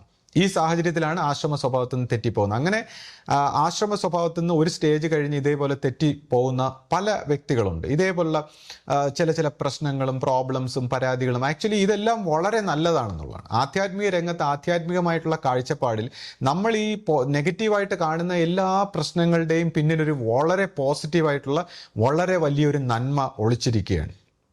പക്ഷെ ആ നന്മയെ നമ്മൾ അൺകവർ ചെയ്ത് കൊണ്ടുവരാൻ നമ്മൾ ഗുരുമാർഗം എപ്രകാരം സഹായിക്കുന്നു, ആ വിശ്വാസം, നമ്മുടെ വിശ്വാസത്തെ പോലും ചലഞ്ച് ചെയ്യുന്ന ചിന്തകൾ നമ്മളിലേക്ക് വരും. നമ്മൾ സൂക്ഷ്മ പൈശാചികൾ, ഈ അഹന്ത പരിപക്വമായ വ്യക്തിയെ മാക്സിമം സൂക്ഷ്മ പൈശാചികൾ വഴിതെറ്റിക്കും. കാര്യം അദ്ദേഹം ഇനി അധികം ആത്മീയമായി ഉയർന്നു പോകരുത് എന്ന് വിചാരിച്ച് അദ്ദേഹത്തെ വഴിതെറ്റിച്ച് അദ്ദേഹത്തിൻ്റെ മനസ്സിൽ ചിന്തകൾ കൊടുത്ത് അദ്ദേഹത്തെ ഈ പ്രസ്ഥാനത്തു നിന്ന് തന്നെ അല്ലെങ്കിൽ ഈ ഒരു വിഷയത്തിൽ നിന്ന് തന്നെ ഓടിച്ചു കളയുന്ന സാഹചര്യങ്ങളുണ്ട്. അപ്പോൾ അതിന് പുറമേക്ക് നമ്മൾ മറ്റു വ്യക്തികളിലൊക്കെ ആയിരിക്കും കാരണം കാണുന്നത്. ഇത് വ്യക്തികളൊന്നുമല്ല, ഒരു വ്യക്തികളുമല്ല. ഇപ്പോൾ അധികാര സ്വഭാവത്തിലൊക്കെയുള്ള ഇപ്പോൾ സന്യാസ സ്വഭാവത്തിലും അല്ലെങ്കിൽ അതുപോലുള്ള വ്യക്തികളെയൊക്കെ ആയിരിക്കും നമ്മൾ ചിലപ്പോൾ അദ്ദേഹം ഇങ്ങനെ പ്രവർത്തിക്കുന്നു, അങ്ങനെ പ്രവർത്തിക്കുന്നു, മറ്റതാണ് മറിച്ചതാണ്, ഞാൻ ഉദ്ദേശിച്ച പോലെയല്ല, ആത്മീയതയല്ല, സത്യമല്ല, ധർമ്മം, നീതി എന്നൊക്കെ പറഞ്ഞ് നമ്മൾ ഒരുപാട് 100 കാര്യങ്ങൾ ഈ സാത്വിക അഹന്ത ഡെവലപ്പ് ചെയ്ത വ്യക്തിയുടെ മനസ്സിൽ വരും. പക്ഷെ ഇതെല്ലാം ഒരു പറ്റിപ്പാണ്, മനുഷ്യനെ ട്രാപ്പിലാക്കാൻ വേണ്ടിയുള്ള ഒരു പറ്റിപ്പാണ്. ഇങ്ങനെ ഓരോ അവസ്ഥ കടക്കുമ്പോഴും ആധ്യാത്മികമായി നമ്മളൊരു പ്രതിസന്ധിയിൽ എത്തിച്ചേരും. അപ്പോൾ അവിടെ നമ്മൾ ഗുരുവിൻ്റെ ആ വിശ്വാസവും നമ്മുടെ ആ ബോധം കൊണ്ടുള്ള സമർപ്പണവും ആത്മസമർപ്പണത്തിൽ നമ്മൾ ദൈവത്തെ പിടിച്ചു നിൽക്കാനുള്ള നമ്മുടെ ഒരു ശേഷിക്കനുസരിച്ചാണ് നമ്മൾ ഈ ഒരു സ്റ്റേജ് കടന്നു പോകുന്നത്. അങ്ങനെ പല ഘട്ടങ്ങളിലൂടെ കടന്നുപോയിട്ട് ഓരോ സമയത്തും നമുക്കിതെല്ലാം തള്ളിക്കളഞ്ഞിട്ട് പോകേണ്ട ഒരു സാഹചര്യം വരും. അപ്പോഴും നമ്മളിങ്ങനെ പിടിച്ചു നിൽക്കുമ്പോൾ അടുത്ത ഒരു തലത്തിലേക്ക്, അപ്പോഴാണ് നമുക്ക് മനസ്സിലാവുന്നത് ഇത്രയും വിഷമങ്ങളും ദുഃഖങ്ങളും ഒക്കെ ഉണ്ടായത് വലിയൊരു നന്മയിലേക്കാണ്. വലിയൊരു നന്മയിലേക്ക് നമ്മളെ ഉണർത്തുന്നതിന് വേണ്ടിയാണ്. നമ്മുടെ ജീവൻ്റെ ആ സെൻറ്ററിലേക്ക്, നമ്മുടെ ജീവൻ്റെ സെൻറ്ററിൽ ഇരിക്കുന്ന ആ നന്മയെ, അസുലഭമായ ആ ഒരു ദൈവികമായിട്ടുള്ള ഒരു പ്രകാശത്തെ നമുക്ക് അറിയിച്ചു തരുന്നതിന് വേണ്ടിയാണ് ഇങ്ങനെയൊക്കെ ഉണ്ടാകുന്നത്. അപ്പോൾ ഈ സാഹചര്യം നമ്മൾ പ്രത്യേകം സൂക്ഷിച്ചോളണം. അപ്പോൾ ഇതേപോലുള്ള സാഹചര്യങ്ങളെയാണ് ഈ ചാനലിലൊക്കെ വന്നിരിക്കുന്ന വ്യക്തികൾ എന്തോ കുഴപ്പമായിട്ടും പ്രശ്നമായിട്ടും ഒക്കെ പറയുന്നത്. അപ്പോൾ ഇപ്പോൾ ഭരണരംഗത്ത് വന്ന ഈ സന്യാസിയെക്കുറിച്ചും ഒരു പക്ഷേ അവർക്ക് ഈ ഗുരുമാർഗത്തിൽ ഇപ്പോൾ ശിഷ്യപൂജയും ഗുരുമാർഗം അതിനെക്കുറിച്ചല്ല യഥാർത്ഥ പരാതി പലർക്കും. ഞാൻ നോക്കുമ്പോൾ ഇപ്പോൾ ഈ ഭരണരംഗത്തൊക്കെയുള്ള ഈ സന്യാസിയുടെ ഈ വരവിനെയും അല്ലെങ്കിൽ ഒരു വിഭാഗം ജനങ്ങൾക്ക് ഈ സന്യാസിയുടെ പ്രവർത്തനങ്ങളെല്ലാം വളരെ അദ്ദേഹത്തെ വലിയ ഒരു വ്യക്തിത്വമായിട്ട് കണ്ട്, ഒരു വിഭാഗം ജനങ്ങൾ അദ്ദേഹത്തിൻ്റെ പേരിൽ വളരെ പോസിറ്റീവായിട്ട് കണ്ട് അദ്ദേഹത്തിൻ്റെ അനുയായികളായിട്ട് ഒരു ഗ്രൂപ്പ് ഓഫ് പീപ്പിൾ ഉണ്ട്. അതുപോലെ ഒരു വിഭാഗം പീപ്പിൾ ഞാൻ നോക്കുമ്പോൾ വളരെ നെഗറ്റീവായിട്ട് അദ്ദേഹത്തെ പുച്ഛിച്ചും കളിയാക്കിയും പരിഹസിച്ചും അങ്ങനെ ഒരു ഗ്രൂപ്പ്. അപ്പോൾ രണ്ട് വിഭാഗം ആൾക്കാരുണ്ട്. പക്ഷേ ഇപ്പോൾ എൻ്റെ ഒരു പേഴ്സണൽ ഒപ്പീനിയൻ ചോദിക്കുമ്പോൾ ഞാൻ അദ്ദേഹത്തെയോ അല്ലെങ്കിൽ അദ്ദേഹത്തിൻ്റെ ഒരു പ്രവർത്തനങ്ങളെയോ അല്ലെങ്കിൽ ഇതുപോലുള്ള മറ്റ് പ്രവർത്തനങ്ങളോ ഒന്നും ഞാൻ ശ്രദ്ധിച്ചിട്ടില്ല എന്നുള്ള കാര്യം. നമ്മൾ ആശ്രമത്തിൽ വന്ന ഗുരുവിനെ കാണാൻ വേണ്ടിയാണ്. അപ്പോൾ നമ്മുടെ ഒരു ആത്മശാന്തിയുടെ ഒരു വശത്താണ് നമ്മൾ വന്നത്. അപ്പോൾ അന്നു മുതൽ ഇന്ന് വരെ നമ്മൾ ഗുരുവിനെ മാത്രമേ നോക്കിയിട്ടുള്ളൂ. അപ്പോൾ അങ്ങനെ ഗുരുവിനെ നോക്കി പോകുമ്പോൾ നമുക്ക് ശിഷ്യപൂജിതയിലും ആ ഗുരുസ്ഥാനത്തെയാണ് കാണുന്നത്. അതായത് ശിഷ്യപൂജിതയിൽ നമ്മൾ ശിഷ്യപൂജിത എന്ന വ്യക്തിത്വത്തെ അതിവർത്തിച്ച് നിൽക്കുന്ന ആ ഗുരുപ്രകാശം എങ്ങനെ പ്രവർത്തിക്കുന്നു അത് നമുക്ക് അനുഭവ സ്വഭാവത്തിൽ കാണിച്ചു തരികയും, അല്ലെങ്കിൽ പഴയ ശിഷ്യ സമൂഹത്തിന് ഗുരു എപ്രകാരം ഒരു വലിയ ഒരു സത്യത്തിൻ്റെ വശമാണ് അല്ലെങ്കിൽ പ്രകാശത്തിൻ്റെ ഒരു വഴിയാണ് എന്ന് മറ്റു ഗുരുക്കന്മാരാണ് ശിഷ്യ സമൂഹത്തിന് മനസ്സിലാക്കി കൊടുത്തതെങ്കിൽ നമുക്കും അതുപോലെ ശിഷ്യ പൂജിതയിലൂടെ ഈ ഗുരുപ്രകാശം എങ്ങനെ വർക്ക് ചെയ്യുന്നു എന്ന് മറ്റു ഗുരുക്കന്മാരുടെ സ്വഭാവത്തിലും അനുഭവ സ്വഭാവത്തിലും നമ്മുടെ അന്തർനേത്രങ്ങളാലും ഒക്കെ നമുക്ക് ഈ ഒരു ഗുരുമഹിമ മനസ്സിലാക്കി തന്നു. അപ്പം നമ്മൾ എന്നും ഗുരുവിനെ മാത്രം നോക്കി പോകുമ്പോൾ നമ്മളെ സംബന്ധിച്ച് ഒരു പ്രശ്നമില്ല. അല്ലാതെ മറ്റ് ഭരണരംഗത്തോ അല്ലെങ്കിൽ മറ്റ് കാര്യങ്ങളോ മറ്റു വ്യക്തികളെക്കുറിച്ചോ അല്ലെങ്കിൽ ഒരു ചേരിയിലുണ്ടാകുമോ, അതിൻ്റെ പോസിറ്റീവായിട്ടുള്ളൊരു ചേരി അല്ലെങ്കിൽ നെഗറ്റീവായിട്ടുള്ള ചേരി. അപ്പോൾ ഇതെല്ലാം നടന്നു പോകാൻ അതിൻ്റേതായ കാരണങ്ങളുണ്ട്. ഇപ്പോൾ ലോകത്തിൽ ഭരണ സംവിധാനത്തിൽ ഓരോ വ്യക്തികളും, ഇപ്പോൾ നമ്മുടെ സംസ്ഥാനത്തിൻ്റെ മുഖ്യമന്ത്രി അല്ലെങ്കിൽ രാജ്യത്തിൻ്റെ മുഖ്യമന്ത്രി അല്ലെങ്കിൽ അങ്ങനെ ലോകത്തിലൊക്കെ ഓരോ ഭരണ സംവിധാനങ്ങൾ വരാനും അതിൻ്റെ പിന്നിലൊരു ദൈവ നിശ്ചയമുണ്ട്. അപ്പോൾ അതിനെയൊക്കെ നമുക്ക് ഒരാൾക്ക് എന്തെങ്കിലും കുറ്റം പറഞ്ഞ് തിരുത്താനൊന്നും പറ്റില്ല. നമ്മൾ ആര് വരുന്നോ നമ്മൾ അതിൻ്റെ പോസിറ്റീവായിട്ടുള്ളൊരു ഭാഗത്ത് നമ്മളെ കൊണ്ട് കഴിയുന്ന നല്ല ചിന്തകളും നല്ല പ്രവൃത്തികളുമായിട്ട് നമുക്ക് മുന്നേറാൻ മാത്രമേ പറ്റൂ. പിന്നെ ഇങ്ങനെയൊക്കെയുള്ള ചേഞ്ചുകൾ വന്നത് എന്തുകൊണ്ടാണ്? ഈ സംശയിച്ചും ഈ പരാതികൾ ഉന്നയിക്കുന്ന ഇതേപോലുള്ള വ്യക്തികൾ കാരണം തന്നെയാണ്. പണ്ട് അവരെപ്പോഴും നിരന്തരം എടുത്ത് കേൾപ്പിക്കുന്ന ഒരു വീഡിയോ ക്ലിപ്പ് ഉണ്ടല്ലോ ഗുരുവിൻ്റെ, ഞാനിരിക്കുമ്പോൾ നിങ്ങൾ ഇങ്ങനെയാണ് ചെയ്യുന്നതെങ്കിൽ ഞാൻ പോയി കഴിഞ്ഞാൽ നിങ്ങൾ എന്ത് ചെയ്യുമായിരിക്കും എന്ന് ഗുരു ചോദിച്ച ആ പ്രശ്നം അന്നത്തെ ഗുരുവിൻ്റെ ആശ്രമം നടത്തുന്ന ആ പഴയ ആണുങ്ങളായിട്ടുള്ള സന്യാസിമാരിൽ നിന്നും പിന്നെ ഭരണരംഗത്തുള്ള മറ്റുള്ള വ്യക്തികളിൽ നിന്നും ഉണ്ടായപ്പോൾ, അതായത് ഇപ്പോൾ ശിഷ്യപൂജിത ഗുരുവിൻ്റെ ആധ്യാത്മികമായിട്ടുള്ള ഒരു സ്വഭാവത്തിൽ ആധ്യാത്മിക വിഷയങ്ങൾ നോക്കിയുള്ള ഒരു ശിഷ്യനാണെങ്കിൽ ഈ ഭരണരംഗത്ത് അന്ന് നയിച്ചിരുന്ന വ്യക്തികൾ ഞാൻ ഉള്ളപ്പോൾ എത്ര മോശമായിട്ടാണെന്ന് ഗുരു അതിൽ വ്യക്തമായിട്ട് പറയുന്നു. ഞാനുള്ളപ്പോൾ നിങ്ങളിത് എന്നെ അനുസരിക്കുന്നില്ല, അപ്പം ഞാൻ പോയി കഴിഞ്ഞാൽ നിങ്ങൾ എന്തായിരിക്കും? അതുപോലെ ഗുരുവിൻ്റെ വാക്ക് അതുപോലെ അവർ പാലിച്ചു. ഗുരു പോയി എന്നുള്ള രീതിയിൽ ഓരോരുത്തരും അവരവരുടെ ബുദ്ധി കലർത്തി അവരവർക്ക് മനസ്സിലായ കാര്യങ്ങളൊക്കെ ഇങ്ങനെ സംസാരിക്കാൻ തുടങ്ങി. അങ്ങനെ സംസാരിക്കാൻ തുടങ്ങിയപ്പോഴാണ് ഗുരു നിർദ്ദേശപ്രകാരം ഈ പുതിയ ഭരണ രംഗത്തെയും അതെല്ലാം കൊണ്ടുവന്നത്. അപ്പോൾ ഗുരു ആ നിർദ്ദേശപ്രകാരം ഓരോരുത്തരുടെയും ആ ഭരണരംഗത്തുള്ള നമ്മുടെ ഈ ആശ്രമ സ്വഭാവത്തിലുള്ള നമ്മുടെ ഒരു അറിവില്ലായ്മയുടെ വശത്താണ് എല്ലാ കാര്യങ്ങൾക്കും കാരണം നമ്മളാണ് എന്ന് നമുക്ക് തിരിച്ചറിയാൻ പറ്റും. ഇപ്പോൾ ആ വീഡിയോയിൽ എനിക്ക് സത്യം പറഞ്ഞാൽ ആ ഓഡിയോ കേട്ടപ്പോൾ പൂർണ്ണസ്വാമിയുടെ ഒരു നല്ല പ്രസംഗം, അന്നത്തെ പഴയ കാര്യങ്ങൾ കേൾക്കാനുള്ളൊരു ഭാഗ്യം ഉണ്ടായി. അത് ഈ വ്യക്തിയാണ് അതിനുള്ളൊരു അവസരം ഉണ്ടാക്കി തന്നത്. പിന്നെ മറ്റൊരു കാര്യം, അതായത് അദ്ദേഹം ഒരു ഓഡിയോ ക്ലിപ്പിൽ അന്നേരം ഗുരുവിൻ്റെ ഈ കാര്യങ്ങളൊക്കെ സംസാരിക്കുമ്പോൾ അതിനകത്തൊരു ജനനി സംസാരിക്കുന്നുണ്ട്. അപ്പോൾ അദ്ദേഹം പറയുകയാണ് അത് ശിഷ്യപൂജിതയാണെന്ന്. ഞാനപ്പോൾ ശ്രദ്ധിച്ചപ്പോൾ അത് ശിഷ്യപൂജിത സംസാരിക്കുന്നത് പോലെ ആദ്യം ശിഷ്യപൂജിതയുടെ ശബ്ദം പോലെ തോന്നുമ്പോൾ, പക്ഷേ ഞാൻ സീരിയസ് ആയിട്ട് ശ്രദ്ധിച്ചപ്പോഴാണ് അത് മനസ്സിലായത് സാത്വിക ജന്യയുടെ സംസാരമാണ്. അപ്പം ഞാൻ ഉടനെ തന്നെ ആശയ്ക്ക് കേൾപ്പിച്ചു കൊടുത്തിട്ട് ആശയോട് ചോദിച്ചു, ആശയോട് ഒന്നും പറയാതെ ചോദിച്ചു ഇത് ആരുടെ ശബ്ദമാണ്? അപ്പോൾ ആശ പറഞ്ഞത് സാത്വിക ജന്യയുടെ ശബ്ദമാണ്. അപ്പോൾ സാത്വികജന്യ സംസാരിച്ചതും അപ്പോൾ ഗുരു പറയുന്നു അങ്ങനെയൊന്നുമല്ല, അത് ഇങ്ങനെയാണ് എന്നൊക്കെ പറഞ്ഞ് ഗുരു ഇങ്ങനെ സംസാരിക്കുന്നു. അപ്പോൾ അന്നത്തെ കാലത്ത് പഴയ ആൾക്കാർക്ക് എല്ലാം അറിയാം ഗുരു ഇങ്ങനെ സംസാരിക്കുന്നത് സാത്വികന്യോടാണ്, ഗുരു ഈ രീതിയിൽ സംസാരിക്കുന്നത്. അപ്പോൾ ആ സാത്വിക ജന്യോടുള്ള സംസാരത്തെ ഗുരു ശിഷ്യപൂജിതയുടെ സംസാരമാണ്, ശിഷ്യപൂജിത ഇങ്ങനെ സംസാരിച്ചപ്പോൾ അതാ ഗുരു ഇങ്ങനെയൊക്കെ സംസാരിക്കുന്നു എന്ന് പറഞ്ഞ് ഇദ്ദേഹം അങ്ങ് പരിഹസിക്കുന്നു. അപ്പോൾ ഈ വീഡിയോ നമ്മൾ കേട്ടില്ലായിരുന്നെങ്കിൽ ഞാനും ഇത് അറിയില്ലായിരുന്നു. എനിക്കിങ്ങനെ 2 ഗുണമുണ്ടായി. കാരണം ഇങ്ങനെ എല്ലാ കാര്യങ്ങളും വളച്ചൊടിച്ച് ശിഷ്യപൂജിതയുടെ തലയിൽ കൊണ്ടുവരാനുള്ള ഒരു പരിശ്രമം, എന്തൊരു വളരെ റോങ് ആയിട്ടുള്ള ഒരു രീതിയിൽ അവർ കൊണ്ടുവരാനുള്ള ഒരു പരിശ്രമം. അപ്പോൾ തെളിവ് സഹിതം പഴയ ആൾക്കാർക്കെല്ലാം കേട്ട് കഴിഞ്ഞാൽ അത് മനസ്സിലാവും ആരാണ് സംസാരിച്ചിരിക്കുന്നത്. അതിൻ്റെ തുടക്കത്തിൽ അത് സംസാരം കേൾക്കുമ്പോൾ നമുക്കങ്ങനെ തോന്നും ശിഷ്യപൂജയും ആ ഒരു ഫ്രീക്വൻസിയിലാണ് സംസാരിക്കുന്നത്. പക്ഷേ അത് ബാക്കിയുള്ള സംസാരം കൂടെ കേട്ടപ്പോഴാണ് മനസ്സിലായത് അത് സാത്വിക തന്നെയാണ് സംസാരിച്ചേക്കുന്നത്. ശ്രീ, ഇപ്പോ ഈ ഇടയ്ക്ക് ഞാനൊരു വീഡിയോ കേട്ടു. ഒരു സ്ത്രീ വളരെ മോശമായിട്ട് ഇങ്ങനെ സംസാരിക്കുന്നു. അവരിങ്ങനെ പരിഹസിക്കുക. കാരണം ഇപ്പോഴത്തെ കല്യാണങ്ങളൊന്നും നേരെ പോകുന്നില്ലല്ലോ. അതിൽ ഒരു കല്യാണം നേരെ പോയാൽ അത് വലിയ കാര്യം എന്നുള്ള രീതി സ്ത്രീ പറഞ്ഞു. അപ്പൊ അതിനെയൊക്കെ എടുത്ത് അവർ പരിഹസിക്കുകയാണ്. മാത്രമല്ല, ഇപ്പോൾ അവസ്ഥാപൂർത്തീകരണത്തിന് അവർ കാമപൂർത്തീകരണം എന്ന് പറഞ്ഞ് ആ രീതിയിൽ വളരെ മോശമായിട്ട് പറയുന്നു.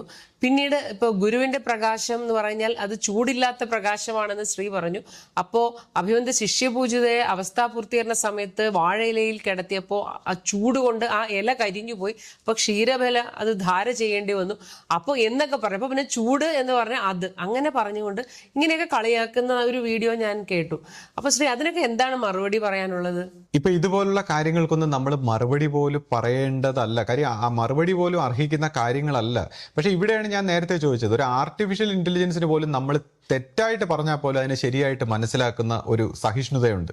പക്ഷെ മനുഷ്യർ നോക്കണേ, നമ്മുടെ എല്ലാ കാര്യങ്ങളെയും ഇപ്പം ഞാൻ ഈ പറഞ്ഞ കാര്യങ്ങൾക്കെല്ലാം തെറ്റായിട്ട് വളച്ചൊടിച്ച് വികൃതമായിട്ട് പ്രസന്റ് ചെയ്യുന്നു. അല്ലെങ്കിൽ ഒന്ന് ചോദിക്കണം, ഇതെന്താണ്, നിങ്ങൾ എന്താണ് ഈ ഉദ്ദേശിച്ചത്, ഒന്ന് ചോദിക്കണ്ടേ? അതാണ് ഒരു സഭ്യമായ സിവിലൈസ്ഡ് ആയിട്ടുള്ള വ്യക്തികളുടെ സ്വഭാവം. പക്ഷേ അങ്ങ് തെറ്റായിട്ട് അങ്ങ് വളച്ചൊടിച്ച് അവർ തീർപ്പ് കൽപ്പിക്കുകയാണ്. ഇപ്പോൾ ഏതെങ്കിലും ഒരു വിവാഹം, ഞാൻ ലോകത്തിന്റെ സംസ്കാരത്തിലാണ് പറഞ്ഞത്, ലോക നിലവാരത്തിൽ ഇന്നത്തെ കാലത്ത് വിവാഹങ്ങൾ പാശ്ചാത്യ സംസ്കാരത്തിലൊക്കെ ശ്രദ്ധിച്ചു കഴിഞ്ഞാൽ അതേ സംസ്കാരം ഇന്ത്യയിലേക്കും വന്നുകൊണ്ടിരിക്കുകയാണ്.